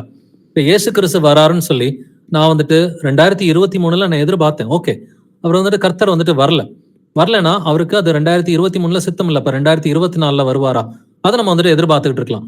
24 வரலன்னா 25 அவர் வருவாருன்ற எதிர்பார்ப்போம். இந்த அன்பும் நமக்குள்ளார வந்துட்டு இருக்கணும். ஒவ்வொரு வருஷமும் கர்த்தர் வருவாரா, அந்த 7ஆம் மாதம் வரும் பொழுது கர்த்தர் வருவாரான்னு சொல்லி அந்த காத்திருப்பு வந்துட்டு, இந்த காத்திருப்பு மட்டும் இல்லைங்க, அந்த தயாரிப்பு வந்துட்டு ரொம்ப முக்கியம். நம்முடைய கிரியைகள்ல இருக்கிற தயாரிப்பு முக்கியம். அது வந்துட்டு ரொம்ப அவசியமான ஒரு காரியம். கிரியை ஒரு மாதிரியும் வார்த்தை ஒரு மாதிரியும் இருக்கக்கூடாது. சோ கர்த்தருடைய ரட்சிப்புக்கு நம்பிக்கையோடு காத்திருக்கிறது நல்லது என்று வேதம் சொல்கிறது. வாசிக்கலாம் வெளிப்படுத்தின விசேஷம் 22:12, ரெவலேஷன் 22:12. இதோ சீக்கிரமாய் வருகிறேன், அவனவனுடைய கிரியைகளின்படி அவனவனுக்கு நான் அளிக்கும் பலன் என்னோட கூட வருகிறது. ஆமென். இதோ சீக்கிரமாய் வருகிறேன், அவனவனுடைய கிரியைகளின்படி அவனவனுக்கு நான் அளிக்கும் பலன் என்னோட கூட வருகிறது. சீக்கிரமா வரேன்னு இயேசு கிறிஸ்து சொல்லியிருக்கிறார் இல்லைங்களா? அதே வசனத்துல என்ன சொல்லுது? அவனவனுடைய கிரியைகளின்படி தான் பலன் இருக்கும் இருக்கிறார். இப்ப இயேசு சீக்கிரமா வராரு, இயேசு சீக்கிரமா வராருன்னு சொல்லி வெறும் வாயினால வார்த்தை சொன்னா மட்டும் பத்தாது. நம்முடைய கிரியை எப்படி இருக்கிறது, நம்முடைய வாழ்க்கையில் எடுக்கிற மேஜர் டெசிஷன்ஸ் இது எல்லாமே கர்த்தருடைய வருகைக்கு ஒத்து போகுதா ஒத்து போகலையா? ஸோ அதுக்கு தான் நம்ம ஒரு சில எக்ஸாம்பிள்ஸ்லாம் நம்ம வந்துட்டு பார்த்தோம். நம்ம வாழ்க்கையில் எடுக்கிற மேஜர் டெசிஷன்ஸ், மாம்ச பிரகாரமா நம்ம எடுக்கிற டெசிஷன்ஸா இருக்கட்டும், இல்ல ஆவிக்குரிய ரீதியில ஒருத்தரை இன்னும் மன்னிக்காமலே நம்ம இருக்கிறோமா, இல்ல இன்னும் ஏதாவது சிற்றின்பங்கள் நமக்குள்ளார வந்துட்டு இருக்குதா, இன்னும் இந்த சிற்றின்பம் அந்த சிற்றின்பம், ஏன்னா இதனாலையும் ஒரு சிலர் வந்துட்டு விலகி போயிடுவாங்க. உலக கவலைகள், ஐஸ்வர்யத்தின் மயக்கம், இதெல்லாம் நமக்குள்ளார வந்துட்டு இருக்குதா? பலவித சிற்றின்பங்கள், பெருந்தண்டி, இந்த மாதிரி காரியங்கள் எல்லாம் வந்துட்டு கர்த்தர் வந்துட்டு அடுக்கி வச்சிருக்கிறார். 2ஆம் வருகையில இந்தந்த ரீசன்னால வந்துட்டு பின்வாங்கி போயிடாதீங்க அப்படின்னு சொல்றதுக்காக தான் மனுஷகுமாரன் இந்த பூமிக்கு வரும் பொழுது உலக கவலைகளும் ஐஸ்வர்யத்தின் மயக்கமும் பலவித சிற்றின்பங்கள், இதனால நீங்கள் பின்வாங்கி போயிடாதீங்க, பாரம் அடையாதபடிக்கு எச்சரிக்கையா இருங்கள், ஏன்னா கிரியைக்கு தக்க பலன் இருக்கிறது. அப்ப கிரியை எப்படி இருக்கிறது? நம்முடைய நாவு மட்டும் கர்த்தருக்கு காத்திருக்கிறேன்னு சொல்லுதா, இல்ல கிரியையிலையும் நம்ம கர்த்தருக்கு காத்திருக்கிற பிள்ளைகளா இருக்கிறோமா? நம்மை நாமே நிதானித்து அறிவோம். வெளிப்படுத்தின விசேஷம் 20:13 சமுத்திரம் தன்னில் உள்ள மரித்தோரை ஒப்புவித்தது, மரணமும் பாதாளமும் தங்களில் உள்ள மரித்தோரை ஒப்புவித்தன, யாவரும் தங்கள் தங்கள் கிரியைகளின்படியே நியாய தீர்ப்பு அடைந்தார்கள். பிரதர் சிஸ்டர்ஸ், உங்களுக்கும் எனக்கும் நியாய தீர்ப்பு கிரியைகளின்படிதான் நியாய தீர்ப்பு இருக்குது. அப்பட நமக்கு வந்துட்டு ஒத்து போகணும். நாம் அறிவிக்கிற சுவிசேஷமும் நம்முடைய கிரியையும் ஒத்து போகணும். இயேசு நல்லவர், நீங்க கர்த்தர் ஒருவர் தான், இயேசுவின் நாமத்தினால ஞானஸ்நானம் எடுத்துக்குங்க அப்படின்னு நீங்க சொன்னீங்கன்னாக்க முதல்ல நீங்க ஆவியின் கனியில இருக்கணுங்க. மீண்டும் சொல்றேன், இயேசு கிறிஸ்து அவர் தேவன் ஒருவர் தான், பிதாகுமாரன் பரிசுத்தாவி தேவன் ஒருவரா இருக்கிறார், தேவன் ஒருவர் தான், இதை தெரிஞ்சுக்குங்க. இயேசு கிறிஸ்துவின் நாமத்தினால ஞானஸ்நானம் எடுங்கன்னு சொல்லி நம்ம போதிச்சோம்னா நாம முதல்ல ஆவியின் கனியில வந்துட்டு நாம நடக்கணும் இல்லைங்களா? அப்ப வார்த்தையும் கிரியையும் வந்துட்டு அழகா மேட்ச் ஆகணும். அதே போல கர்த்தர் வராருன்னு வந்துட்டு சொல்றோம், கர்த்தர் வராருன்னா அதற்கேற்ற கிரியை என்னுடைய வாழ்க்கையில வந்துட்டு இருக்கணும் இல்லைங்களா? அப்ப இதுல நம்ம ஜாக்கிரதையா இருந்து மற்றவர்களுக்கு போதிக்கிற நம்ம எல்லா விஷயத்திலையும் நம்மளை நாமளே வந்துட்டு நிதானித்து பார்க்க வேண்டும், நம்மை நாமே நிதானித்து அறிவோம். வெளிப்படுத்தின விசேஷம் 3:15 வாசிக்கலாம். ரெவலேஷன் 3:15. உன் கிரியைகளை அறிந்திருக்கிறேன், நீ குளிரும் அல்ல அனலும் அல்ல, நீ குளிராயாவது அனலாயாவது இருந்தால் நலமாயிருக்கும். ஆமென். கர்த்தர் இந்த லவோதிக்கேய சபையை பார்த்து என்ன சொல்றாரு? உன் கிரியைகளை அறிந்திருக்கிறேன். என்ன அறிந்திருக்கிறேன்? உன் கிரியைகளை அறிந்திருக்கிறேன். நீ குளிரும் அல்ல அனலும் அல்ல, வாயில ஒண்ணு சொல்ற, உன் கிரியை வேற மாதிரி இருக்குன்னு சொல்லி சொல்றார். ஏன்னா அந்த லவோதிக்கேய சபை இதுவும் ஒரு சபை தான் இல்லைங்களா? இதுவும் ஞாயிற்றுக்கிழமை சர்ச்சுக்கு போற ஒரு சபையா தான் இருக்குது. பட் உன் கிரியைகள் எனக்கு தெரியும், நீ குளிரும் அல்ல அனலும் அல்லங்கிறார். அப்படின்னா கடைசி காலத்துல வந்துட்டு ஒரு பெரிய வஞ்சனை இருக்கும்ன்றத லவோதிக்கேய சபையின் மூலமா கர்த்தர் காமிச்சிருக்கிறார். அப்படின்னா கர்த்தர் கவனிக்கிறது நம்முடைய வார்த்தையை மட்டும் கிடையாதுங்க, நம்முடைய கிரியைகள், நம்முடைய சிந்தனைகள் ஒவ்வொன்றையும் கர்த்தர் கவனிக்கிறவரா இருக்கிறார். அவருக்கு முன்பாக நம்ம எதையுமே மறைக்க முடியாது. நம்முடைய சிந்தனைகளோ நம்முடைய வார்த்தைகளையோ நம்முடைய கிரியைகள் எதையுமே கர்த்தருக்கு முன்னாடி நம்ம மறைக்க முடியாது. வந்துட்டு நான் அதே தான் வந்துட்டு கர்த்தர் ஒரு இடத்துல சொல்றார், வெளிப்படுத்தின விசேஷம் 3:2 வந்துட்டு, நீ விழித்து கொண்டு சாகிறதற்கு ஏதுவாய் இருக்கிறவைகளை ஸ்திரப்படுத்து, உன் கிரியைகள் தேவனுக்கு முன் நிறைவுள்ளவைகளாக நான் காணவில்லை அப்படின்னு சர்தை சபை கிட்ட சொல்றார். சர்தை சபையை பார்த்து சொல்றதே, உன் கிரியை ஒழுங்கா இல்லப்பா அப்படிங்கிறார். உன் கிரியைகள் தேவனுக்கு முன் நிறைவுள்ளவைகளாக நான் காணவில்லை அப்படிங்கிறார். அப்படின்னா கிரியை வந்துட்டு கர்த்தருடைய வருகைக்கு ஏற்றது போல இருக்கிறதா? நம்மை நாமே நிதானித்து அறிவோம். வாசிக்கலாம். அந்த கர்த்தருடைய 2ஆம் வருகையின் போது எப்படி இந்த பூமி இருக்கும், கிறிஸ்தவர்கள் குறிப்பா எப்படி இருப்பாங்க அப்படின்றத வாசிக்கலாம். 2 பேதுரு 3ஆம் அதிகாரம் வசனங்கள் 3 முதல் 4 வரை வாசிக்கலாம். முதலாவது, நீங்கள் அறிய வேண்டியது என்னவெனில், கடைசி நாட்களில் பரியாசக்காரர் வந்து தங்கள் சுய இச்சைகளின்படியே நடந்து அவர் வருவார் என்று சொல்லுகிற வாக்குத்தத்தம் எங்கே? பிதாக்கள் நித்திரை அடைந்த பின்பு சகலமும் சிருஷ்டிப்பின் தோற்றம் முதல் இருந்த விதமாயிருக்கிறதே என்று சொல்லுவார்கள். முதலாவது நீங்கள் அறிய வேண்டியது என்னவெனில், ஃபர்ஸ்ட் கடைசி நாட்கள் என்ன தெரிஞ்சு வச்சுக்கணும்? கடைசி நாட்களில் பரியாசக்காரர் வந்து தங்கள் சுய இச்சைகளின்படி நடந்து அவர் வருவார் என்று சொல்லுகிற வாக்கு தத்தம் எங்கே? இயேசுலாம் வரமாட்டாரு அப்படின்னு சொல்ற ஒரு கூட்டம் இருக்கும். பட் இவங்க எல்லாம் யாரு? இயேசு கிறிஸ்துவின் வருகையை பத்தி யாருக்குங்க தெரியும்? கிறிஸ்தவர்களுக்கு தான் தெரியும். புறஜாதிகளுக்கு இயேசு கிறிஸ்துவின் வருகையை பத்தினா அந்த அளவுக்கு அறிவு கிடையாது இல்லைங்களா? அப்படின்னா யாரு வந்துட்டு இந்த பரியாசக்காரர்னு பாத்தீங்கன்னாக்க, இந்த பரியாசக்காரர் வந்துட்டு குறிப்பா கிறிஸ்தவர்களா தான் இருப்பாங்க, அதுவும் கள்ள கிறிஸ்தவர்களா இருப்பாங்க. அவர் வருவார் என்று சொல்லுகிற வாக்கு தத்தம் எங்கே? யாராவது ஒரு கிறிஸ்தவர் இப்படி சொல்லி நீங்க கேட்டிருக்கிறீங்களா? இயேசு எல்லாம் வரமாட்டாரு அப்படின்னு யாராவது ஒரு கிறிஸ்தவர் சொல்லி நீங்க கேட்டிருக்கிறீங்களா? இன்ஃபேக்ட் எந்த கிறிஸ்தவரும் வாயினால சொல்ல மாட்டார். பட் அவங்களுடைய கிரியைகள் பாத்தீங்கன்னா அதன்படி தாங்க வந்துட்டு இருக்கும். இந்த கிறிஸ்தவர்களுடைய கிரியைகள் வந்துட்டு அவரெல்லாம் வரமாட்டாருப்பா, அட்லீஸ்ட் அடுத்து ஒரு 10 வருஷம் 20 வருஷத்துக்கு அவர் வரமாட்டார் அப்படின்ற மாதிரி அவங்களுடைய பிளானிங் எல்லாம் பாத்தீங்கன்னா அடுத்த 20, 30, 40 ஆண்டுகளுக்கு தான் பிளானிங் இருக்கும். ஸோ ஒரு நாட்டுல கவர்மெண்ட் பிளான் பண்றாங்கன்னா ஓகே, அவங்களுக்கு வந்துட்டு கர்த்தருடைய வருகையை பத்தி தெரியாது இல்லைங்களா? ஒரு பெரிய கம்பெனி நடத்துற ஒரு முதலாளி வந்துட்டு அவரும் 10, 20, 30 வருஷத்துக்கு பிளான் பண்றாருன்னா அவருக்கும் வந்துட்டு கர்த்தருடைய வருகையை பத்தி தெரியாது. பட் அவருடைய வருகை எனக்கு தெரியும்னு சொல்லிக்கிற நாம் அடுத்த ஒரு 10, 20, 30 வருஷத்துக்கு பிளான் பண்ணி வச்சிருந்தோம்னாக்க அவர் வருவார் என்று சொல்லுகிற வாக்கு தத்தம் எங்கே என்று கிரியையினால அவருடைய மறுதளிக்கிறவங்க வந்துட்டு அவருடைய வருகையை மறுதளிக்கிறவங்க நாமளா இருக்கக்கூடாது இல்லைங்களா? அதுக்கு தான் ஒரு சில எக்ஸாம்பிள்ஸ். இந்த உலகத்தின்படி நம்ம எடுக்கிற டெசிஷன்ஸ் எப்படி இருக்குது, ஆவிக்குரிய ரீதியில நம்ம எப்படி இருக்கிறோம். ரொம்ப வருஷமா ஒருத்தரை மன்னிக்காம இருக்கிறோம்னு சொன்னாக்க அவர் வருவார் என்று சொல்லுகிற வாக்கு தத்தம் எங்கே?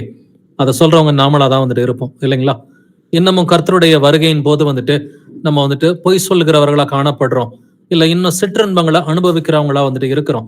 நான் இன்னும் டிவி பாக்குறேன், நான் சினிமா பாக்குறேன், நான் குடிக்கிறேன், எனக்கு சிகரெட் குடிக்கிறது ரொம்ப பிடிக்கும் அப்படின்னு சொல்லி சிற்றின்பங்களை அனுபவிக்கிறவங்களா, இல்ல உலக கவலைகள், ஐஸ்வர்யத்தின் மயக்கம், இன்னும் வீடு வாங்கல, காரு வாங்கல, இன்னும் வந்துட்டு நான் வெளிநாட்டுக்கு போய் சம்பாதிக்கணும், என் பிள்ளைய நான் வெளிநாட்டுக்கு அனுப்பி நான் வந்துட்டு படிக்க வைக்கணும், நான் ஒரு 20 வருஷம் ஹோம் லோன் போடணும், இன்னமும் இந்த உலக கவலைகள், ஐஸ்வர்யத்தின் மயக்கம், சிற்றின்பங்கள் இதெல்லாம் கிறிஸ்தவர்களுக்கு இருந்தாக்க அவர் வருவார் என்று சொல்கிற வாக்கு தத்தம் எங்கே? இதை செய்யறவங்க இதை யாரும் நாவனால செய்ய மாட்டாங்க. அவர் வருவார் என்று சொல்கிற வாக்கு தத்தம் எங்கே? இதை நாவனால கிறிஸ்தவங்க வந்துட்டு கேட்க மாட்டாங்க. கிரியைகள்ல அவர் வரமாட்டாருன்னு சொல்லுவாங்க. ஸோ அப்ப நம்முடைய கிரியைகளை நம்மை நாமே நிதானித்து அறிவோம்.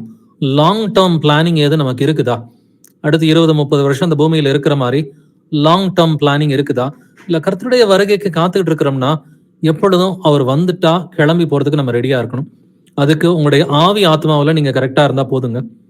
உங்களுடைய ஆவி ஆத்மா சரீரத்துல அது குற்றமற்றதா பிழையற்றதா நீங்க கர்த்தருக்குள்ளார காப்பாத்திக்கிட்டீங்கன்னா அது தாராளமா போதுமானது.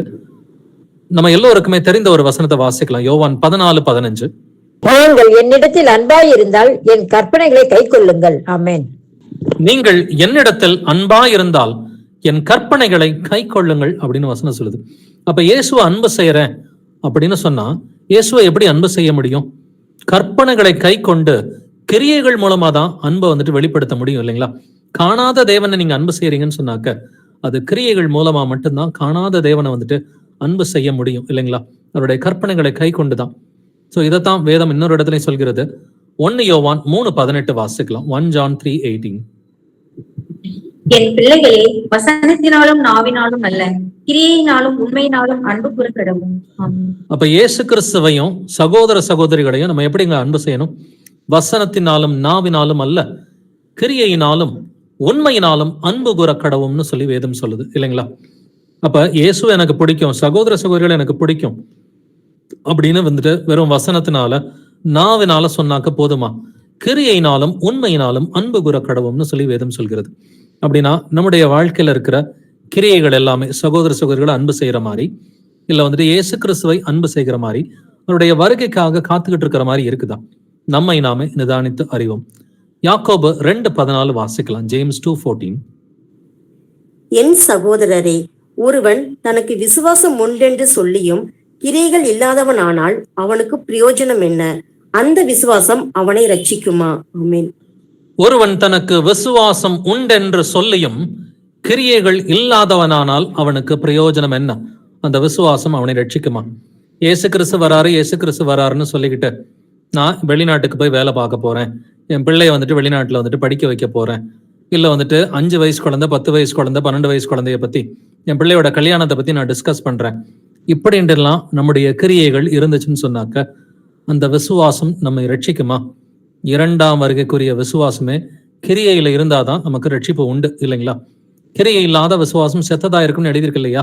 இதே யாக்கோபு 2:17 வந்துட்டு அப்படியே விசுவாசமும் கிரியைகள் இல்லாதிருந்தால் தன்னில் தானே செத்ததா இருக்கும்னு சொல்லி வேதம் சொல்கிறது இல்லைங்களா? இப்ப 17வது வசனம், 20வது வசனம், 26வது வசனம், ஒரே அதிகாரத்துல 3 வசனங்கள்ல வந்துட்டு கிரியை இல்லைன்னா விசுவாசம் செத்ததா இருக்கும். அதைத்தான் 14வது வசனமும் சொல்லுது, ஒருவன் தனக்கு விசுவாசம் உண்டென்று சொல்லியும் கிரியைகள் இல்லாதவனானால் அவனுக்கு பிரயோஜனம் என்ன? அப்ப அவர் வருவார் என்று சொல்கிற வாக்குத்தத்தம் எங்கே? இது கிரியையினாலதான் இந்த மறுதலிப்பு நடக்குங்க.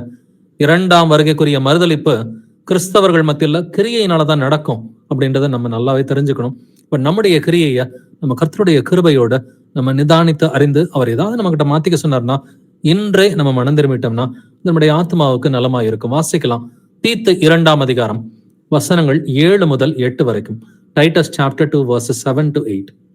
நீயே எல்லாவற்றிலும் உன்னை நற்கிரியைகளுக்கு மாதிரியாக காண்பித்து எதிரியானவன் உங்களை குறித்து பொல்லாங்கு சொல்லுகிறதற்கு ஒன்றுமில்லாமல் வெட்கப்படத்தக்கதாக உபதேசத்திலே விகற்பம் இல்லாதவனும் நல்லொழுக்கம் உள்ளவனும் குற்றம் பிடிக்கப்படாத ஆரோக்கியமான வசனத்தை பேசுகிறவனுமாய் இருப்பாயாக. ஆமென். தீத்துவுக்கு பவுல் வந்துட்டு என்ன அட்வைஸ் கொடுக்கிறான்? நீயே எல்லாவற்றிலும் உன்னை நற்கிரியைகளுக்கு மாதிரியாக காண்பித்து. சோ தீத்து போதிக்கிறதுனால நீ எல்லாவற்றிலும் உன்னை நற்கிரியைகளுக்கு மாதிரியா காண்பி. எல்லாத்துலயும் நீ வந்துட்டு எக்ஸாம்பிளாரு, சாட்சியாரு, மாதிரியாருன்றான். காரணம் என்னன்னா, எதிரியானவன் உங்களை குறித்து பொல்லாங்கு சொல்கிறதற்கு ஒன்றுமில்லாமல் வெட்கப்படத்தக்கதாக உபதேசத்திலே விகற்பம் இல்லாதவனும் நல்லொழுக்கம் உள்ளவனும் குற்றம் பிடிக்கப்படாத ஆரோக்கியமான வசனத்தை பேசுகிறவனுமாய் இருப்பாயாக. அப்ப நீ போதிச்சா மட்டும் பத்தாதுப்பா, போதனையும் கரெக்டா இருக்கணும், உன்னுடைய நற்கிரியையும் கரெக்டா இருக்கணும். நீயே எல்லாவற்றிலும் உன்னை நற்கிரிகளுக்கு மாதிரியாக காண்பித்து. அப்ப நம்ம கர்த்தர் ஒருவர்னு சொல்றோம், இயேசு கிறிஸ்துவின் நாமத்தினால ஞானஸ்நானம் எடுத்திருக்கிறோம்னு சொல்றோம், இதை மற்றவர்களுக்கும் போதிக்கிறோம். இப்ப முதல்ல நாம ஆவியின் கனியை உடைய பிள்ளைகளா இருக்கிறோமா இல்லையா? நம்மை நாமே நிதானித்து அறிவோம். சோ முதல் காரியமா பர்சனலா ஆவியின் கனியோட நம்ம இருக்கிறோமா? நீடிய பொறுமை நமக்கு இருக்குதா? சாந்தம் இருக்குதா? எந்த நேரத்திலையும் சந்தோஷமா இருக்கிறோமா? எந்த நேரத்திலையும் சமாதானமா இருக்கிறோமா? எந்த நேரத்திலையும் ஆவிக்குரிய அன்போட இருக்கிறோமா?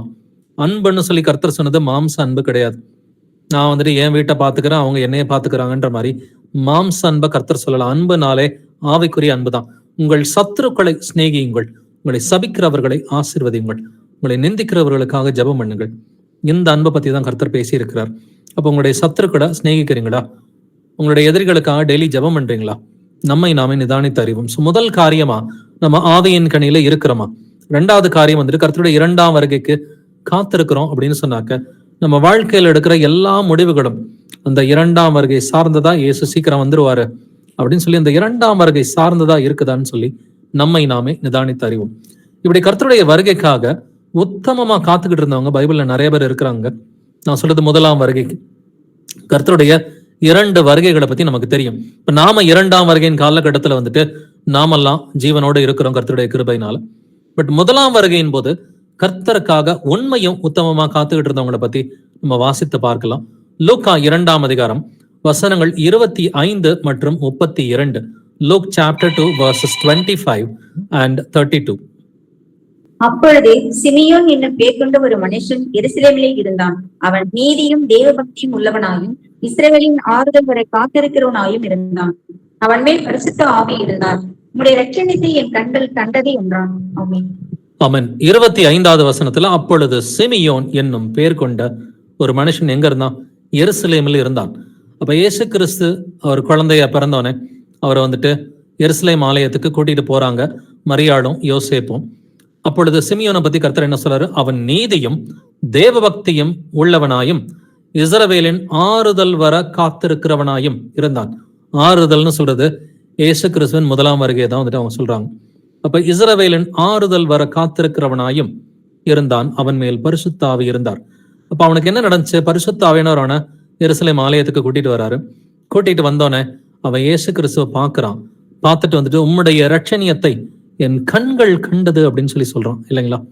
அப்படின்னாக்க சிமியோன் கர்த்தருக்கு காத்திருக்கிறவனா இருந்தாங்க. அவன் பரிசுத்த ஆவியோட காத்திருந்தான் இல்லைங்களா? சாதாரணமா இல்ல, அவன் மேல் பரிசுத்த ஆவி இருந்தாருன்னு சொல்லி வேதம் சொல்கிறது. அப்ப சிமியோனை போல பரிசுத்த ஆவியோட நம்ம காத்திருந்தோம்னு சொன்னாக்க, புத்தி உள்ள கன்னிகைகளை போல கர்த்தருக்காக நம்ம காத்துக்கிட்டு இருந்தோம்னு சொன்னாக்க, கர்த்தருடைய ரட்சிப்பை நம்முடைய கண்கள் காணும். அவரை பார்க்கும் பொழுது அவருக்கு ஒப்பாய் இருப்போம்னு சொல்லி வேதம் சொல்லுது. இன்னொரு சாட்சியை பத்தி நம்ம வாசிக்கலாம். இதே லூக்கா 2ஆம் அதிகாரத்துல வசனங்கள் 36 முதல் 38 வரைக்கும் வாசிக்கலாம். Look chapter 2 verses 36 to 38. ஆசேருடைய கோத்திரத்தாலும் வானுவேலின் குமாரத்தியுமாகிய அன்னாள் என்னும் ஒரு தீர்க்கதரிசி இருந்தாள்.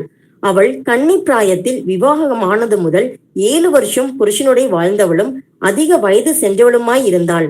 ஏறக்குறைய 84 வயதுள்ள அந்த விதவை தேவாலயத்தை விட்டு நீங்காமல் இரவும் பகலும் உபவாசித்து ஜெபம் பண்ணி ஆராதனை செய்து கொண்டிருந்தாள். அவளும் அந்நேரத்திலே வந்து நின்று கர்த்தரை புகழ்ந்து எருசலேமிலே மீட்புண்டாக காத்திருந்த யாவருக்கும் அவரை குறித்து பேசினாள். ஆமீன். ஆசேருடைய கோத்திரத்தில் ஒரு பெண் வந்துட்டு பானுவேலின் குமாரத்தி அன்னாள் வந்துட்டு அப்படிங்கிற ஒரு தீர்க்கதரிசி இருந்தா. பட் இவளுடைய இந்த பூமிக்குரிய வாழ்க்கையை பாத்தீங்கன்னா, அவள் கன்னி பிராயத்தில் விவாகம் ஆனது முதல் 7 வருஷம்தான் புருஷனோட கூட வந்துட்டு வாழ்ந்தா. அதிக வயது சென்றவளா இருந்தா. அதுக்கு பிறகு அவ கல்யாணம் பண்ணல, விதவை அப்படின்ற வார்த்தை தான் இருக்குது. ஏறக்குறைய 84 வயதுள்ள அந்த விதவை மறு கல்யாணம் அவங்க வந்துட்டு பண்ணல. 84 வயசுல வந்துட்டு எப்படி இருக்கிறாங்க? இரவும் பகலும் உபவாசித்து ஜெபம் பண்ணி ஆராதனை செய்து கொண்டிருந்தால் அவளும் அந்நேரத்திலே வந்து நின்று கர்த்தரை புகழ்ந்து எருசலேமிலே மீட்புண்டாக காத்திருந்த யாவருக்கும் அவரை குறித்து பேசினான். யாருக்கு இங்க வந்துட்டு அவ இயேசுவை குறித்து பேசினா? எருசலேமிலே மீட்பு உண்டாகும்னு சொல்லி காத்துக்கிட்டு இருந்தவங்கள்ட்ட மட்டும்தான் அவ போய் பேசுறான். கர்த்தர் எப்படி அவளை டைரக்ட் பண்றாருன்றதை கவனிச்சுக்குங்க. எல்லாருக்கிட்டையும் போய் அந்த அம்மா வந்துட்டு பேசல. அந்த அன்னாள்ங்கிற தீர்க்கதரிசி எல்லாருக்கிட்டையுமே போய் பேசல. எருசலேமிலே மீட்புண்டாக காத்திருந்த யாவருக்கும் அவரை குறித்து பேசினாள். இப்ப கர்த்தர் ஆட்டோமேட்டிக்கா டைரக்ட் பண்ணுவார். யார் யாருக்கெல்லாம் அவருடைய வருகைக்குரிய அந்த ரகசியம் தேவையோ அவங்கள்ட்ட பேசுறதுக்கு கர்த்தர் ஆட்டோமேட்டிக்கா வந்துட்டு அவர் டைரக்ஷன் நமக்கு கொடுப்பார். அப்ப இந்த அம்மாவும் கர்த்தருடைய வருகைக்காக காத்துக்கிட்டு இருந்தவங்களா இருந்ததுனால ஆட்டோமேட்டிக்கா அந்த வயசுல, இந்த 84 வயசு இல்லைங்களா, 84 வயசுல வந்துட்டு ஆவியானவர் வந்துட்டு அற்புதமா வழி நடத்துறாரு இல்லைங்களா. அப்படின்னா இன்னைக்கு நம்மையும் கர்த்தர் இப்படி வழி நடத்துறதுக்கு அவர் ரெடியா தான் இருக்கிறார். பட் நம்முடைய கிரியை வந்துட்டு இந்த அன்னாளை போல இருக்குதா? சிமியனை போல நம்ம வந்துட்டு எப்பொழுதும் கர்த்தருடைய வருகைக்காக காத்துக்கிட்டு இருக்கிற பிள்ளைகளா இருக்கிறோமா? இப்படியே தான் வந்துட்டு கர்த்தருடைய வருகைக்காக காத்திருந்த இன்னொரு மனுஷன் வந்துட்டு இருக்கிறான். அவன் மனம் திரும்பினது எப்பனா கர்த்தர் வந்துட்டு மரிக்கும் பொழுதுதான் அவன் மனம் திரும்புறான். மார்க் 15:43 வாசிக்கலாம். மார்க் 15:43. பணம் பொருந்திய ஆலோசனைக்காரனும் அரிமத்திய ஊரானும் தேவனுடைய ராஜ்யம் வர காத்திருந்தவனுமாகிய யோசேப்பு என்பவன் வந்து பிலாத்துவினிடத்தில் துணிந்து போய் இயேசுவின் சரீரத்தை கேட்டான். ஆமென். கணம் பொருந்திய ஆலோசனைக்காரன்னு கர்த்தர் சொல்றார். அவர் சாதாரணமா ஆலோசனைக்காரன்னு சொல்லல. கணம் பொருந்திய ஆலோசனைக்காரனும் அரிமத்தியா ஊரானும் தேவனுடைய ராஜ்யம் வர காத்திருந்தவனுமாகிய யோசேப்பு. யோசேப்பை கர்த்தர் குவாலிஃபை பண்ணது, ஒன்னு கணம் பொருந்தியவன், இன்னொன்னு அரிமத்தியா ஊர்க்காரன், அடுத்து தேவனுடைய ராஜ்யம் வர காத்திருந்தவன் அப்படின்னு வேதம் சொல்கிறது இல்லைங்களா. அப்ப தேவனுடைய ராஜ்யம் வர காத்திருந்தவன் வந்துட்டு அவன் மூலமா தான் வந்துட்டு கர்த்தர் அடக்கம் பண்ணப்பட்டார் இல்லைங்களா. அவன் துணிந்து போய் பிலாத்துக்கிட்ட வந்துட்டு எனக்கு கர்த்தருடைய சரீரத்தை கொடுங்கன்னு சொல்லி கேட்கிறான். அவனை குறித்து கர்த்தரை இன்னொரு இடத்துலயும் சாட்சி கொடுக்கிறார். லூக்கா 23:51 நீங்க வாசிச்சு பாத்தீங்கன்னா, அவன் யூதருடைய பட்டணங்களில் ஒன்றாகிய அரிமத்தியாவிலிருந்து வந்தவனும் தேவனுடைய ராஜ்யத்துக்கு காத்திருந்தவனும் யூதர்களுடைய ஆலோசனைக்கும் செய்கைக்கும் சம்மதியாது இருந்தவனுமாய் இருந்தான். அப்ப யூதர்கள் வந்துட்டு இயேசுவை கொலை செய்ய வேண்டும் அப்படின்னு அவரை சிலுவையில் அறையுங்கள் அப்படின்னு சொன்ன இந்த ஆலோசனைக்கெல்லாம் வந்துட்டு இவர் கொலைக்கு பாத்திரன்னு சொல்லி அந்த ஆலோசனை சங்கத்துல முடிவெடுத்தப்ப இல்ல நான் அதெல்லாம் ஒத்துக்க மாட்டேன்னு சொன்ன ஆள் தான் வந்துட்டு இந்த அரிமத்தியா யோசேப்பு. இவன் தேவனுடைய ராஜ்யம் வர காத்திருந்தவனா இருந்தான். அதனாலதான் இவனை சிங்கிள் அவுட் பண்ணி 4 சுவிசேஷங்களை இவனை குறிச்சு எழுதியிருக்கு. ஒரு சிலரை பத்தி 1-2 சுவிசேஷத்துல எழுதியிருக்கும். பட் இந்த அரிமத்தியா யோசேப்பை குறித்து 4 சுவிசேஷங்களையும் எழுதப்பட்டிருக்குது.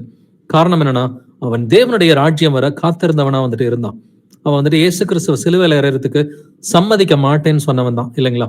இப்படி கர்த்தருடைய வருகைக்காக கிரியையோடு கூட ஆவியன் கனியோடு கூட காத்திருக்கிற பிள்ளைகளா நம்ம இருக்கணும்.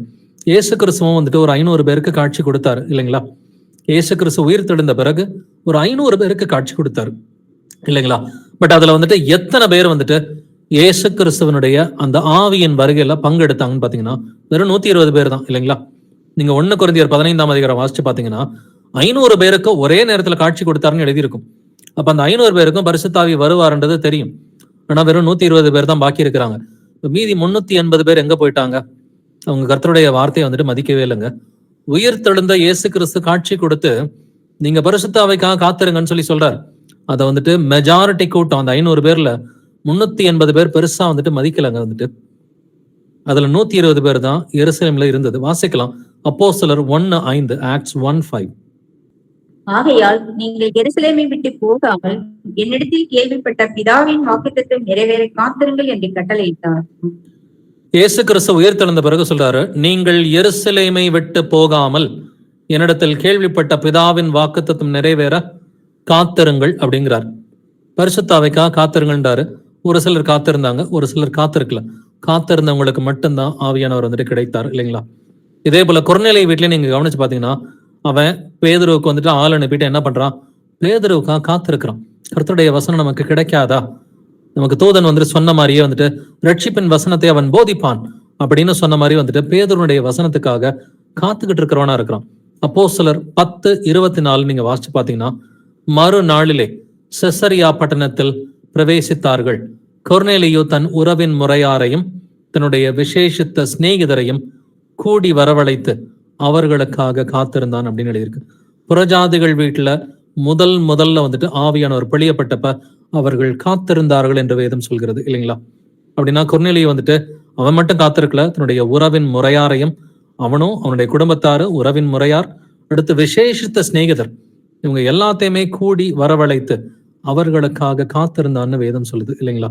அது இப்படி கொர்நேலியு காத்திருந்ததுனாலதான் ஆவியானவர் வந்தார். 120 சீஷர்கள் எருசலேம்ல வந்துட்டு காத்திருந்ததுனாலதான் பரிசுத்த ஆவியை அவர்கள் பெற்றுக்கொண்டார்கள். நாமளும் 2ஆம் வருகைக்கு வார்த்தையினால மட்டுமல்ல, கிரியையினாலும் காத்திருக்கிற பிள்ளைகளா வந்துட்டு இருக்கணும். லூக்கா 12:36 வாசிக்கலாம். லூக் 12:36. தங்கள் எஜமான் கல்யாணத்திலிருந்து வந்து தட்டும்போது உடனே அவருக்கு திறக்கும்படி எப்பொழுது வருவார் என்று காத்திருக்கிற மனுஷருக்கு ஒப்பாகவும் இருங்கள். ஆமீன். எப்பொழுது வருவார் என்று காத்திருக்கிற மனுஷருக்கு ஒப்பாகவும் இருங்கள். எப்ப இயேசு வருவார்னு சொல்லி ரெடியா இருக்கணும் ஆவிக்குரிய ரீதியில வந்துட்டு. அப்படின்னு சொன்னாக்க நம்ம கரெக்டா இப்ப நாம பர்சனலா கீழ்ப்படிஞ்சு ஆவியின் கனியில நிலைக்கணும். குடும்பம் வந்துட்டு ஆவியின் கனியில வந்துட்டு இருக்கணும். பிசாசின் வஞ்சனை, சோதனை, இல்ல இந்த மாம்சத்தின் இச்சைகள் எதுலையும் வந்துட்டு விழுந்துராதபடிக்கு, இந்த உலக கவலைகள், ஐஸ்வர்யத்தின் மயக்கம், பலவித சிற்றின்பங்கள், இது எதுலையும் விழாதபடிக்கு ரொம்ப ஜாக்கிரதையா இருக்கிற பிள்ளைகளா நம்ம இருக்கணும். மத்தேயு 25 அந்த முதல் வசனத்தை வந்து வாசிச்சு பாத்தீங்கன்னா, அந்த 10 கன்னிகளுடைய ஓமை வந்துட்டு எழுதியிருக்கும். அதுல முதல் வசனத்துல பரலோக ராஜ்யம் தங்கள் தீவெட்டிகளை பிடித்து கொண்டு மணவாளனுக்கு எதிர்கொண்டு போக புறப்பட்ட 10 கன்னிகைகளுக்கு ஒப்பா இருக்கும்ன்றது இந்த ஒரு ஓமை நமக்கு நல்லாவே தெரியும். 2வது வசனத்துல படிச்சு பாத்தீங்கன்னா, அவர்களில் 5 பேர் புத்தி உள்ளவர்களும் 5 பேர் புத்தி இல்லாதவர்களுமா இருந்தாங்க. எப்படி ஆண்டவர் டிஃபரன்ஷியேட் பண்றாரு? 5 பேருக்கு புத்தி இருந்துச்சு, 5 பேருக்கு புத்தி இல்லைன்னு சொல்லி. 3வது வசனம் சொல்லுது, புத்தி இல்லாதவர்கள் தங்கள் தீவெட்டிகளை எடுத்து கொண்டு போனார்கள், எண்ணெயையோ கூட கொண்டு போகவில்லை. வெறும் தீவெட்டியை மட்டும் கொண்டு போனாங்க, எண்ணெயை கொண்டு போகல. 4வது வசனம் சொல்லுது, புத்தி உள்ளவர்கள் தங்கள் தீவெட்டிகளோடும் கூட தங்கள் பாத்திரங்களில் எண்ணெயையும் கொண்டு போனார்கள். அப்ப இந்த எண்ணெய் என்றால் என்ன? நம்ம லூக்கா 4ஆம் அதிகாரத்துல வாசிக்கிறோம். கர்த்தருடைய ஆவியானவர் என் மேல் இருக்கிறார், தரித்திரருக்கு சுவிசேஷத்தை பிரசங்கிக்கும்படி எண்ணெய் அபிஷேகம் பண்ணினார். அபிஷேகம், இந்த எண்ணெய் வந்துட்டு அபிஷேகத்துக்காக பயன்படுத்தப்பட்டதுங்க பழைய ஏற்பாட்டுல. அந்த அபிஷேக தைலம், அபிஷேக எண்ணெய் அப்படிங்கிறத பத்தி எல்லாம் நம்ம பழைய ஏற்பாட்டுல வாசிச்சிருப்போம், இல்லைங்களா? எண்ணெய் அபிஷேகத்தை குறிக்கிறது, இல்லைங்களா? நமக்கு புதிய ஏற்பாட்டுல அபிஷேகம்னாலே பரிசுத்த ஆவியானவர் தான். பரிசுத்த ஆவியானவர்னாலதான் இயேசு கிறிஸ்து அபிஷேகம் பண்ணப்பட்டார் என்று வேதம் சொல்கிறது, இல்லைங்களா? அப்படின்னா அவங்க எண்ணெயை கொண்டு போகலன்னா என்னது? அவங்கள்ட்ட அபிஷேகத்தை இழந்து போயிட்டாங்க. அவங்க பாதியிலேயே பரிசுத்த ஆவியை வந்துட்டு இழந்து போயிட்டாங்க. கர்த்தருடைய ஆவியானவரை அவங்க துக்கப்படுத்தி அவங்க பரிசுத்த ஆவியானவரை இழந்து போனவங்களாதான் இந்த புத்தி இல்லாதவர்கள் இருந்தாங்க. ஏன்னா அப்போஸ்தலர் 10:38 சொல்லுது, நசரேயனாகி இயேசுவை தேவன் பரிசுத்த ஆவியினாலும் வல்லமையினாலும் அபிஷேகம் பண்ணினார்.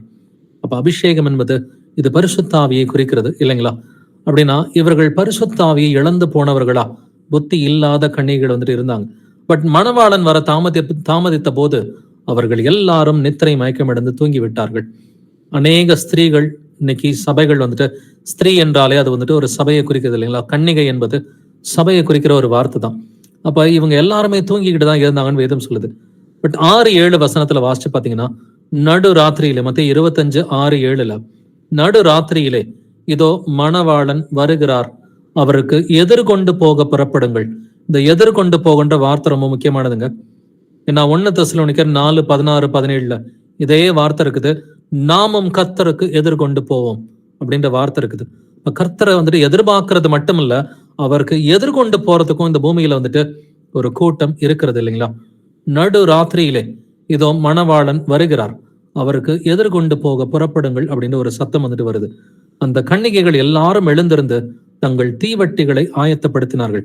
அப்பதான் பாக்குறாங்க, எங்கள்கிட்ட எண்ணெய் எல்லாம் தீந்து போயிருச்சுன்னு சொல்றப்ப, கடைக்கு போய் வாங்கிக்கங்க, பரிசுத்தாவையெல்லாம் என்னால ஷேர் பண்ண முடியாது, நீ தான் கர்த்தர் இருந்து பெற்றுக்கொள்ளணும் அப்படின்னு சொல்லும் பொழுது 10வது வசனம் சொல்கிறது, அப்படியே அவர்கள் வாங்க போன போது மணவாளன் வந்து விட்டார், ஆயத்தமாயிருந்தவர்கள் அவருடைய கூட கல்யாண வீட்டிற்குள் பிரவேசித்தார்கள், கதவும் அடைக்கப்பட்டது. அப்ப ஆயத்தமா இருக்கிறவர்களுக்கு மட்டும்தான் பரலோக ராஜ்யம். அப்ப ஆவி ஆத்மா சரீரத்துல ஆயத்தமா இருக்கிறோமா? ஆவியின் கனியோட இருக்கிறோமா? ஆவியின் வரங்களை கர்த்தருடைய அவருடைய சபைக்காக பயன்படுத்துகிற பிள்ளைகளா நம்ம இருக்கிறோமா? அதே போல இயேசு கிறிஸ்து வராருன்னு சொன்னாக்க அது என்னுடைய கிரியையில இருக்குதா? நான் எடுக்கிற எல்லா மேஜரான முடிவுகள்ல வந்துட்டு என் வாழ்க்கையில வந்துட்டு வேலையோ படிப்போ எந்த ஒரு காரியமா இருந்தாலும் எல்லா முடிவுகள்லையும் 2ஆம் வருகை வந்துட்டு ஒரு அடிப்படையான ஒரு சிந்தனையா எனக்கு இருக்குதா? நம்மை நாமே நிதானித்து அறிவோம். எபிரேயர் 10:13 வாசிக்கலாம். Hebrews 10:13. தன்னை தம்முடைய சத்துருக்களை தமது பாதப்படியாக்கி போடும் வரைக்கும் காத்து கொண்டிருக்கிறார். ஆமென். இனி தம்முடைய சத்துருக்களை தமது பாதப்படியாக்கி போடும் வரைக்கும் இயேசு கிறிஸ்துவும் காத்துக்கிட்டு தாங்க இருக்கிறாரு. நாம மட்டும் காத்துக்கிட்டு இல்ல, இயேசு கிறிஸ்துவும் பூமிக்கு வரதுக்காக அவரும் காத்து கொண்டிருக்கிறார். பட் அவருக்கு இருக்கிற ஒரே ஒரு டெசிஷன் மேக்கிங் என்னன்னாக்க, அவருடைய எதிரிகள் எல்லாம் வந்துட்டு தூள் தூள் ஆகி போகணும். அவருடைய வருகையின் போது வந்துட்டு பாத்தீங்கன்னா அவருடைய எதிரிகள்லாம் இருக்கக்கூடாது. ஏன்னா அவர் பரிசுத்தமானவர் வருகிற பொழுது அவர் பட்சிக்கிற அக்னியா இருக்கிறாரு. அவருடைய பிள்ளைகளுக்கு இடம் உண்டு அவருடைய ராஜ்யத்துல. பட் அவருடைய எதிரிகளுக்கு இடம் இல்லை. தம்முடைய சத்துருக்களை தமது பாதப்படியாக்கி போடும் வரைக்கும் அவர் காத்து கொண்டிருக்கிறார். ஸோ சத்துருக்கள்லாம் பொடிப்படியா ஆயிட்டாங்கன்னா கர்த்தர் வந்துருவாருங்க. அப்ப அதுக்குதான் இந்த 3ஆம் உலக போர்லாம் நடக்க வேண்டியது இருக்குது. இன்னைக்கு இந்த உக்ரைன் போர் இதெல்லாம் வந்துட்டு பெருசாகி 3ஆம் உலக போர் நீங்களே கேள்விப்பட்டிருப்பீங்க. லாங் ரேஞ்ச் வெப்பன்ஸ் எல்லாம் இன்னைக்கு உக்ரைன் வந்துட்டு ரஷ்யா மேல போட ஆரம்பிச்சிட்டாங்க. அமெரிக்கா வந்துட்டு லாங் ரேஞ்ச் வெப்பன்ஸ் எல்லாத்தையுமே வந்துட்டு உக்ரைனுக்கு கொடுக்குறாங்க, பிரிட்டன் கொடுக்குறாங்க, பிரான்ஸ் கொடுக்குறாங்க. லாங் ரேஞ்ச் வெப்பன்ஸ் வந்துட்டு போடுறதுனால நாங்க அணுகுண்டு போடுவோம் அப்படின்ற அளவுக்கு இன்னைக்கு ரஷ்யா பேசியிருக்குது. எங்களுடைய நியூக்ளியர் டாக்டரினையே நாங்க மாத்தி எழுதியிருக்கிறோம், அதனால அணுகுண்டு நாங்க போடுறதுக்கு வாய்ப்பு இருக்குது அப்படின்னு ஓப்பனாவே ரஷ்யா பேசிட்டு இருக்கிறாங்க. இதெல்லாம் எதை காண்பிக்கிறது? இயேசு கிறிஸ்துவின் சத்துருக்கள் அவருடைய பாதப்படி ஆகி போகிற காலகட்டம் நெருங்கிருச்சு. இதெல்லாம் நடந்துருச்சுன்னா அவருடைய வருகை வந்துட்டு இருக்கிறது. அவருடைய வருகையின் போது என்ன நடக்கும்ன்றதை நம்ம வாசிக்கலாம். 2 பேதுரு 3ஆம் அதிகாரம் வசனங்கள் 12 முதல் 14 வரைக்கும் வாசிக்கலாம். 2 Peter chapter 3 verses 12 to 14. தேவனுடைய நாள் சீக்கிரமாய் வரும்படிக்கு மிகுந்த ஆவலோட காத்திருங்கள். அந்த நாளில் வானங்கள் வெந்து அழிந்து பூதங்கள் எரிந்து உருகிப்போம். அவருடைய வாக்குத்தத்தத்தின்படியே நீதி வாசமாய் இருக்கும். புதிய வானங்களும் புதிய பூமியும் உண்டாயிருக்கும் என்று காத்திருக்கிறோம். ஆகையால் பிரியமானவர்களே, இவைகள் வர காத்திருக்கிற நீங்கள் கரையற்றவர்களும் பிழை இல்லாதவர்களுமாய் சமாதானத்தோட அவர் சன்னதியில் காணப்படும்படி ஜாக்கிரதையாய் இருங்கள். ஜாக்கிரதையா இருங்கள்னு வேதம் சொல்லுது. இதே 2 பேதுரு 3ஆம் அதிகாரத்துலதான் அவர் வருவார் என்று சொல்கிற வாக்கு தத்தம் எங்கே அப்படின்றத படிச்சோம். அதே அதிகாரத்துலதான் 12வது வசனத்துல தேவனுடைய நாள் சீக்கிரமாய் வரும்படிக்கு மிகுந்த ஆவலோட காத்திருங்கள் அப்படின்னு வசனம் வந்துட்டு சொல்லுது. இந்த காத்திருங்கள் இல்ல காத்திருத்தல் அப்படின்ற வார்த்தை இந்த 3 வசனத்திலையும் இருக்குது பிரதர்ஸ் அண்ட் சிஸ்டர்ஸ். இயேசுடைய வருகைக்காக காத்திருத்தல் வந்துட்டு 12வது வசனத்திலையும் அந்த வார்த்தை இருக்குது காத்திருங்கள்னு. 13வது வசனத்திலையும் காத்திருக்கிறோம்னு வருது. 14வது வசனத்திலையும் வந்துட்டு இவைகள் வர காத்திருக்கிற நீங்கள் அப்படின்னு இந்த காத்திருத்தல் கர்த்தருடைய வருகைக்காகவும் கர்த்தருடைய வருகைக்கு முன்னாடி நடக்கிற விஷயங்கள் நடக்கணும்னு சொல்லி காத்திருத்தல், இதை பத்தி தெளிவாவே இந்த வசனம் சொல்லுது. அந்த நாளில் வானங்கள் வெந்து அழிந்த பூதங்கள் எரிந்து உருகி போகும். அப்ப இந்த உலகத்துல வந்துட்டு பெரிய கமோஷன்ஸ் எல்லாம் வந்துட்டு இந்த உலக போர்கள் இதெல்லாம் நடந்தே தீரணும். இது எல்லாமே நெருப்புனால அழியணும்னு சொல்லி பேதுரு மூலமா கர்த்தர் வெளிப்படுத்தி இருக்கிறார். அவருடைய வாக்கு தத்தத்தின்படியே நீதி வாசமாயிருக்கும் புதிய வானங்களும் புதிய பூமியும் உண்டாகும் என்று காத்திருக்கிறோம். நாமெல்லாம் இந்த பூமிக்காக ஆசைப்படுற பிள்ளைங்க கிடையாது இல்லைங்களா? புதிய வானமும் புதிய பூமியும் உண்டாகும் என்று காத்திருக்கிற பிள்ளைகளாதான் நாம இருக்கிறோம் இல்லைங்களா? இவைகள் வர காத்திருக்கிற நீங்கள் 14வது வசனம் சொல்லுது. பெரிய மாணவர்களே, நம்ம எப்படி இருக்கணும்? பெரிய மாணவர்களே, இவைகள் வர காத்திருக்கிற நீங்கள் கரையற்றவர்களும் பிழை இல்லாதவர்களுமாய் சமாதானத்தோட கூட அவர் சந்நிதியில் காணப்படும்படி ஜாக்கிரதையாயிருங்கள். அப்ப அவருடைய சந்நிதியில் எப்படி இருக்கணுமா? நம்ம வந்துட்டு கரையற்றவர்களும் பிழை இல்லாதவர்களுமா சமாதானத்தோட கூட அவர் சந்நிதியில காணப்படணும். அப்படின்னா ஆவியின் கனியோட நம்ம இருக்கிறோமா? கணவன் மனைவி பிள்ளைகளா குடும்பத்துல ஆவியின் கனியோட இருக்கிறோமா? சகோதர சகோதரிகள்கிட்ட அன்பா இருக்கிறோமா? நம்ம சுற்றிலும் இருக்கிற எல்லாரோட கூடுமான வரைக்கும் சமாதானமா இருக்கிறோமா? எல்லாரையும் மன்னிச்சிட்டோமா? இன்னும் ஏதாவது மாம்சத்தின் கிரியை எனக்குள்ளார காணப்படுகிறதா? இல்ல அவர் வராருன்னு வந்துட்டு எனக்கு தெரியுது, பட் அவர் வராருன்னு சொல்லி அந்த கிரியை எனக்குள்ளார இருக்குதா? இன்னும் அந்த லாங் டேர்ம் பிளானிங்லாம், அடுத்த ஒரு 20-30 வருஷத்துக்குரிய அந்த லாங் டேர்ம் பிளானிங்லாம் எனக்குள்ளார காணப்படுகிறதா? ஏன்னா இதெல்லாம் வந்துட்டு என்ன நடக்க போகுது, இந்த பூமியே வந்துட்டு அழிய போகுது, எரிய போகுதுன்னு சொல்லி நிறைய வசனங்கள் வந்துட்டு இருக்குது. இந்த 3ஆம் உலக போர் இதெல்லாம் வரதுனால இன்னமும் வந்துட்டு சொத்து சேர்க்கணுன்ற ஒரு எண்ணம் எனக்கு இருக்குதா? இல்ல இந்த பூமியில வந்துட்டு இதை வாங்கணும் அதை வாங்கணுன்ற ஒரு எண்ணம் இருக்குதா? இல்ல யார் மேலே கோபம், எரிச்சல், விரோதம், வைராக்கியம், கசப்பு, பகை இதெல்லாம் இருக்குதா? இல்ல சிற்றின்பங்கள் இன்னும் எதுவும் இருக்குதா? நம்மை நாமே நிதானித்து அறிவோம். பேதுரு சொன்னது போலவே பழைய ஏற்பாட்டிலையும் அழிவை குறித்து கர்த்தர் பேசி இருக்கிறார். வாசிக்கலாம். செப்பனியா 3:8 வாசிக்கலாம். செபனியா 3:8. ஆகையால் நான் கொள்ளையாட எழும்பும் நாள் மட்டும் எனக்கு காத்திருங்கள் என்று கர்த்தர் சொல்லுகிறார். என் சினமாகிய உக்கிர கோபத்தை எல்லாம் அவர்கள் மேல் சொரியும்படி ஜாதிகளை சேர்க்கவும் ராஜ்யங்களை கூட்டவும் நான் தீர்மானம் பண்ணினேன். பூமி எல்லாம் என் எரிச்சலின் அக்கினியினால் அழியும். ஆமீன். ஆகையால் நான் கொள்ளையாட எழும்பும் நாள் மட்டும் எனக்கு காத்திருங்கள் என்று கர்த்தர் சொல்லுகிறார். எனக்காக காத்திருங்கப்பா அப்படின்னு இயேசு கிறிஸ்துவே நம்ம கிட்ட சொல்றாருங்க. அப்ப நம்ம எப்படி காத்திருக்கணும்? நம்ம வந்துட்டு எண்ணெயோடு கூட காத்திருக்கிற பிள்ளைகளா இருக்கணும். பரிசுத்த ஆவியோடு கூட, பரிசுத்தாவின் அபிஷேகத்தோடு கூட, ஆவியின் கனிகளோடு, ஆவியின் வரங்களை பயன்படுத்துகிற பிள்ளைகளா, நம்ம அவருக்காக கிரியைகளோடு கூட காத்திருக்கிற பிள்ளைகளா வந்துட்டு இருக்கணும். ஏன்னா அவர் என்ன சொல்றாரு? என் சினமாகிய உக்கிர கோபத்தை எல்லாம் அவர்கள் மேல் சொரியும்படி ஜாதிகளை சேர்க்கவும் ராஜ்யங்களை கூட்டவும் நான் தீர்மானம் பண்ணினேன். பூமி எல்லாம் என் எரிச்சலின் அக்கினியினால் அழியும். பூமி முழுவதும் கர்த்தருடைய எரிச்சலின் அக்கினியினால் அழியும்னு சொல்லி வேதம் சொல்கிறது இல்லைங்களா? அவருடைய பிள்ளைகளுக்கு மட்டும் பாதுகாப்பு உண்டுங்க. அப்படின்னா இன்னைக்கு உங்க வாழ்க்கையில பிரச்சனை இருக்குதா? பாடுகள் இருக்குதா? கர்த்தரை ஃபாலோ பண்றதுனால, இயேசு கிறிஸ்துவுக்கு சாட்சி கொடுக்கறதுனால உங்களுக்கு பாடுகள் இருக்குதா? இதெல்லாம் பெரிய விஷயம் இல்லைன்னு சொல்லி வேதம் சொல்கிறது. அதெல்லாம் பொருட்படுத்தாதீங்க. உங்களுக்கு ஆவிக்குரிய ரீதியில பாடுகள் இருந்தா அது எதையுமே பொருட்படுத்தாதீங்க. வரப்போகிற மகிமை பெரிய மகிமை. வாசிக்கலாம். ரோமர் 8:18. ரோமன்ஸ் 8:18. ஆதலால் இக்காலத்து பாடுகள் இனி நம்மிடத்தில் வெளிப்படும் மகிமைக்கு ஒப்பிடத்தக்கவைகள் அல்லவென்று எண்ணுகிறேன். ஆமென். ஆகையால் இக்காலத்து பாடுகள் இனி நம்மிடத்தில் வெளிப்படும் மகிமைக்கு ஒப்பிடத்தக்கவைகள் அல்லவென்று எண்ணுகிறேன். வரப்போகிற மகிமை ரொம்ப பெரிய மகிமைங்க. 1000 வருட அரசாட்சியில உங்களுக்கும் எனக்கும் கர்த்தர் வந்துட்டு கொடுக்க போகிற மகிமை, அது நம்மளால டிஸ்கிரைப் எல்லாம் பண்ண முடியாது. ஏதோ நமக்கு குறைவான அறிவு தான் இருக்குது. வேதத்துல வந்துட்டு நமக்கு ரொம்ப குறைவான அறிவு தான் இருக்குது. பட் ஏதோ கொஞ்சம் விஷயம் கர்த்தர் நமக்கு கத்துக் கொடுத்திருக்கிறாரு அவருடைய கிருபையினால வந்துட்டு. பட் இக்காலத்து பாடுகள் இனி நம்மிடத்தில் வெளிப்படும் மகிமைக்கு ஒப்பிடத்தக்கவைகள் அல்லவென்று எண்ணுகிறேன். இப்போ உங்களால கம்பேரே பண்ண முடியாது. நீங்க இன்னைக்கு எதை வேணா நீங்க இழக்கலாங்க. கர்த்தருக்காக நீங்க உங்களோட சொந்தக்காரங்களை இழக்கலாம், உங்க பழைய சபையில இருக்கிற நண்பர்களை நீங்க இழக்கலாம், இல்ல வந்துட்டு இயேசுவுக்காக உங்களுடைய இந்த பூமிக்குரிய ஆஸ்திகளை கூட நீங்க இழக்கலாம். பட் வீடோ காரோ எதுவா இருந்தாலும் இயேசுவுக்காக வேண்டான்னு நீங்க இழக்கிறீங்களா? பட் வரப்போகிற மகிமை வந்துட்டு பெரிய மகிமை. கர்த்தர் உங்களுக்கு 100 கொடுப்பேன்னு சொல்லியிருக்கிறார் இல்லைங்களா? அப்படின்னா இக்காலத்துல பாடுகள் இருக்கும். That is okay. இயேசுவுக்காக நம்ம பொறுத்துக்கலாம். அவர் நமக்காக பொறுத்தார் இல்லையா? அவர் வந்துட்டு நமக்காக அவர் சிலுவையை சகித்தார். அவர் தம்முக்கு வந்துட்டு வந்த எல்லா அவமானங்களையும் பொறுத்துக்கிட்டார் இல்லைங்களா?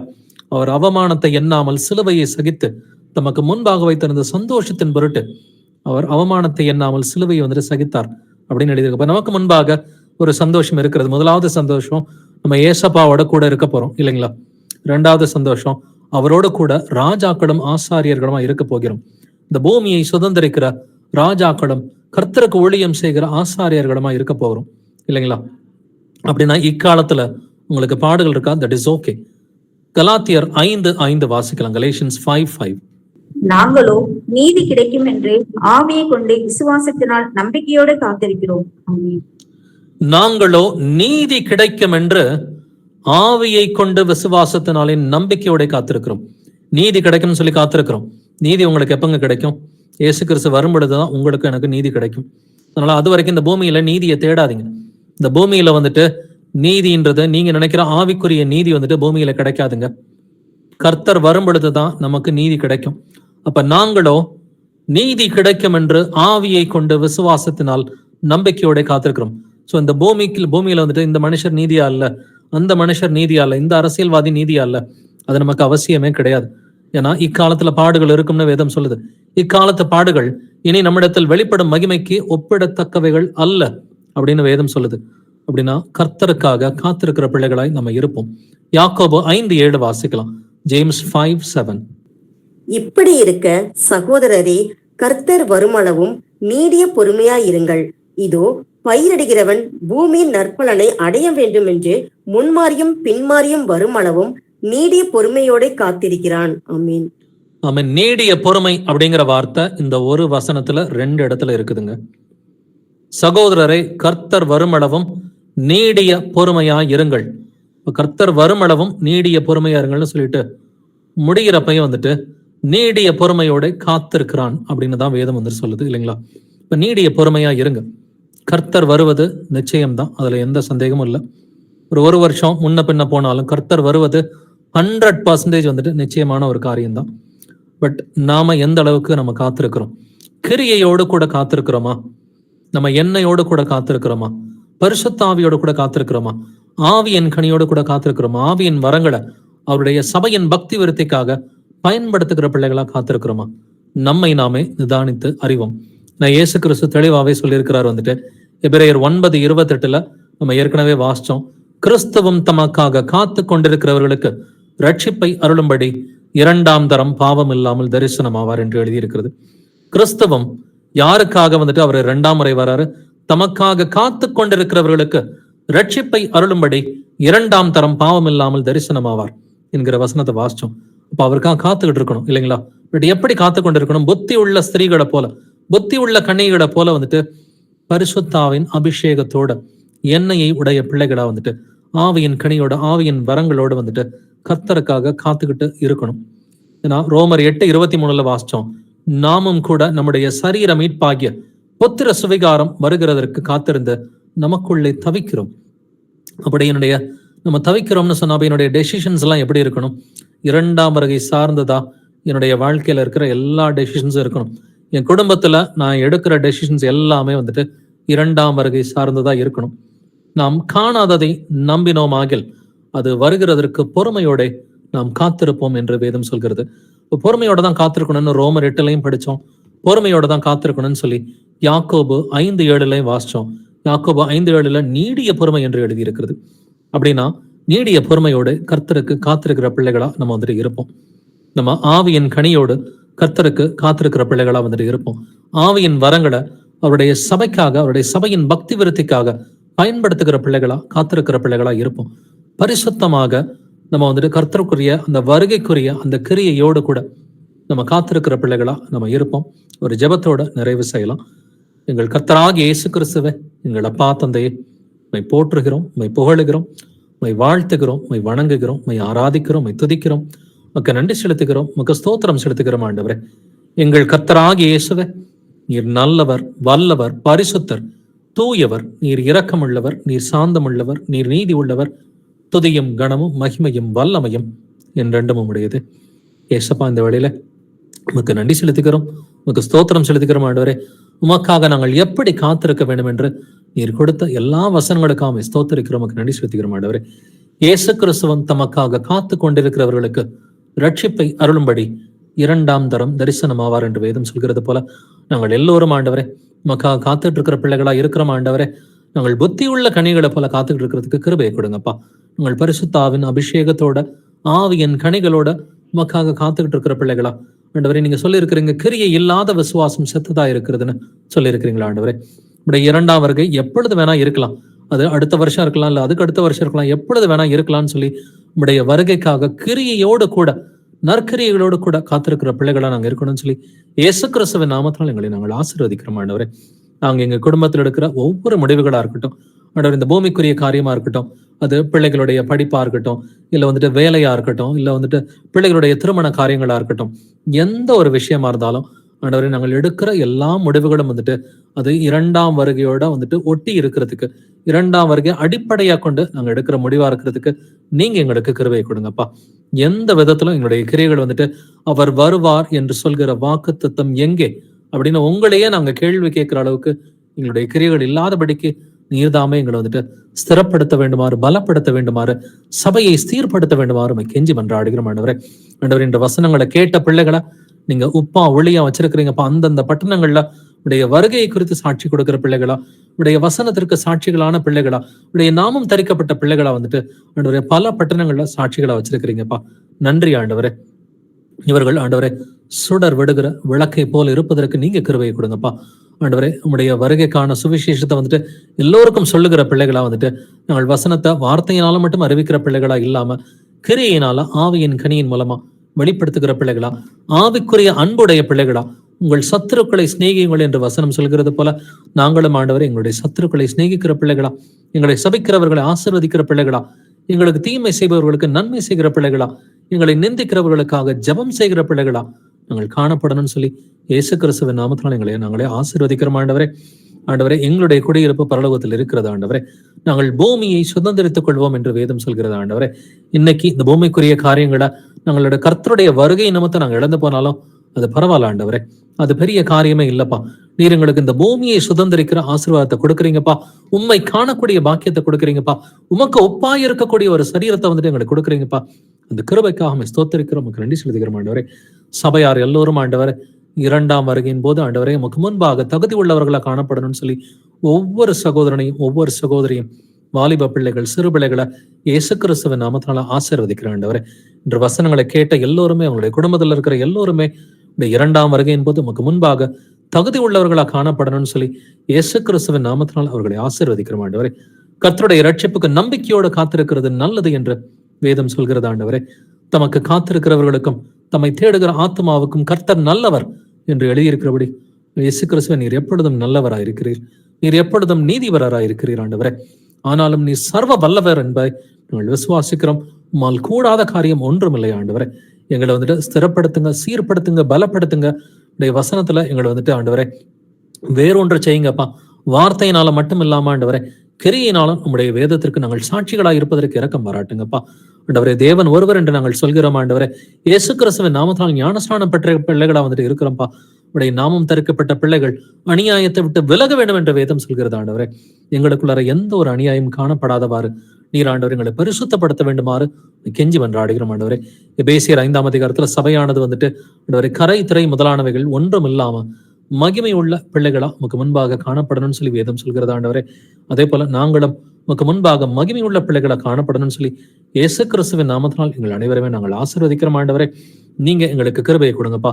இன்னைக்கு 2 பேதுரு 3ஆம் அதிகாரத்துல வந்துட்டு நாங்கள் வாசித்தது போல இவைகள் வர காத்திருக்கிற நீங்கள் கரையற்றவர்களும் பிழை இல்லாதவர்களுமாய் சமாதானத்தோட கூட அவர் சந்நிதியில் காணப்படும்படி ஜாக்கிரதையாயிருங்கள் என்று வேதம் சொல்கிறது போல இந்த ஒரு எச்சரிப்பை எல்லாத்தையும் நாங்கள் எடுத்துக்கிட்டு நாங்கள் எல்லோரும் பரிசுத்தமாய் வாழ்வதற்கு எங்களுக்கு இரக்கம் பாராட்டுங்கப்பா. நீடிய பொறுமையோட நாங்கள் ஆவியின் கனியோட உடைய வருகைக்காக காத்திருக்கிற பிள்ளைகளா இருக்கணும்னு சொல்லி எங்கள் எல்லோருமே இயேசு கிறிஸ்துவின் நாமத்தினால் ஆசீர்வதிக்கிறேன். எங்கள் கர்த்தராகிய இயேசு கிறிஸ்துவை நீர் சீக்கிரமா இந்த பூமிக்கு வாரும் ஆண்டவரே. துதிகன மகிமையெல்லாம் இயேசுவே ஒருவருக்கே உண்டாவதாக. இந்த ஜெபங்களினுடைய கர்த்தராகிய இயேசு கிறிஸ்துவின் மகா பரிசுத்த நாமத்தால் ஏறெடுக்கிறேன் ஜீவனுள்ள எங்கள் நல்ல பிதாவே. ஆமென், ஆமென். Praise the lord brothers and sisters. Thank you brothers and sisters.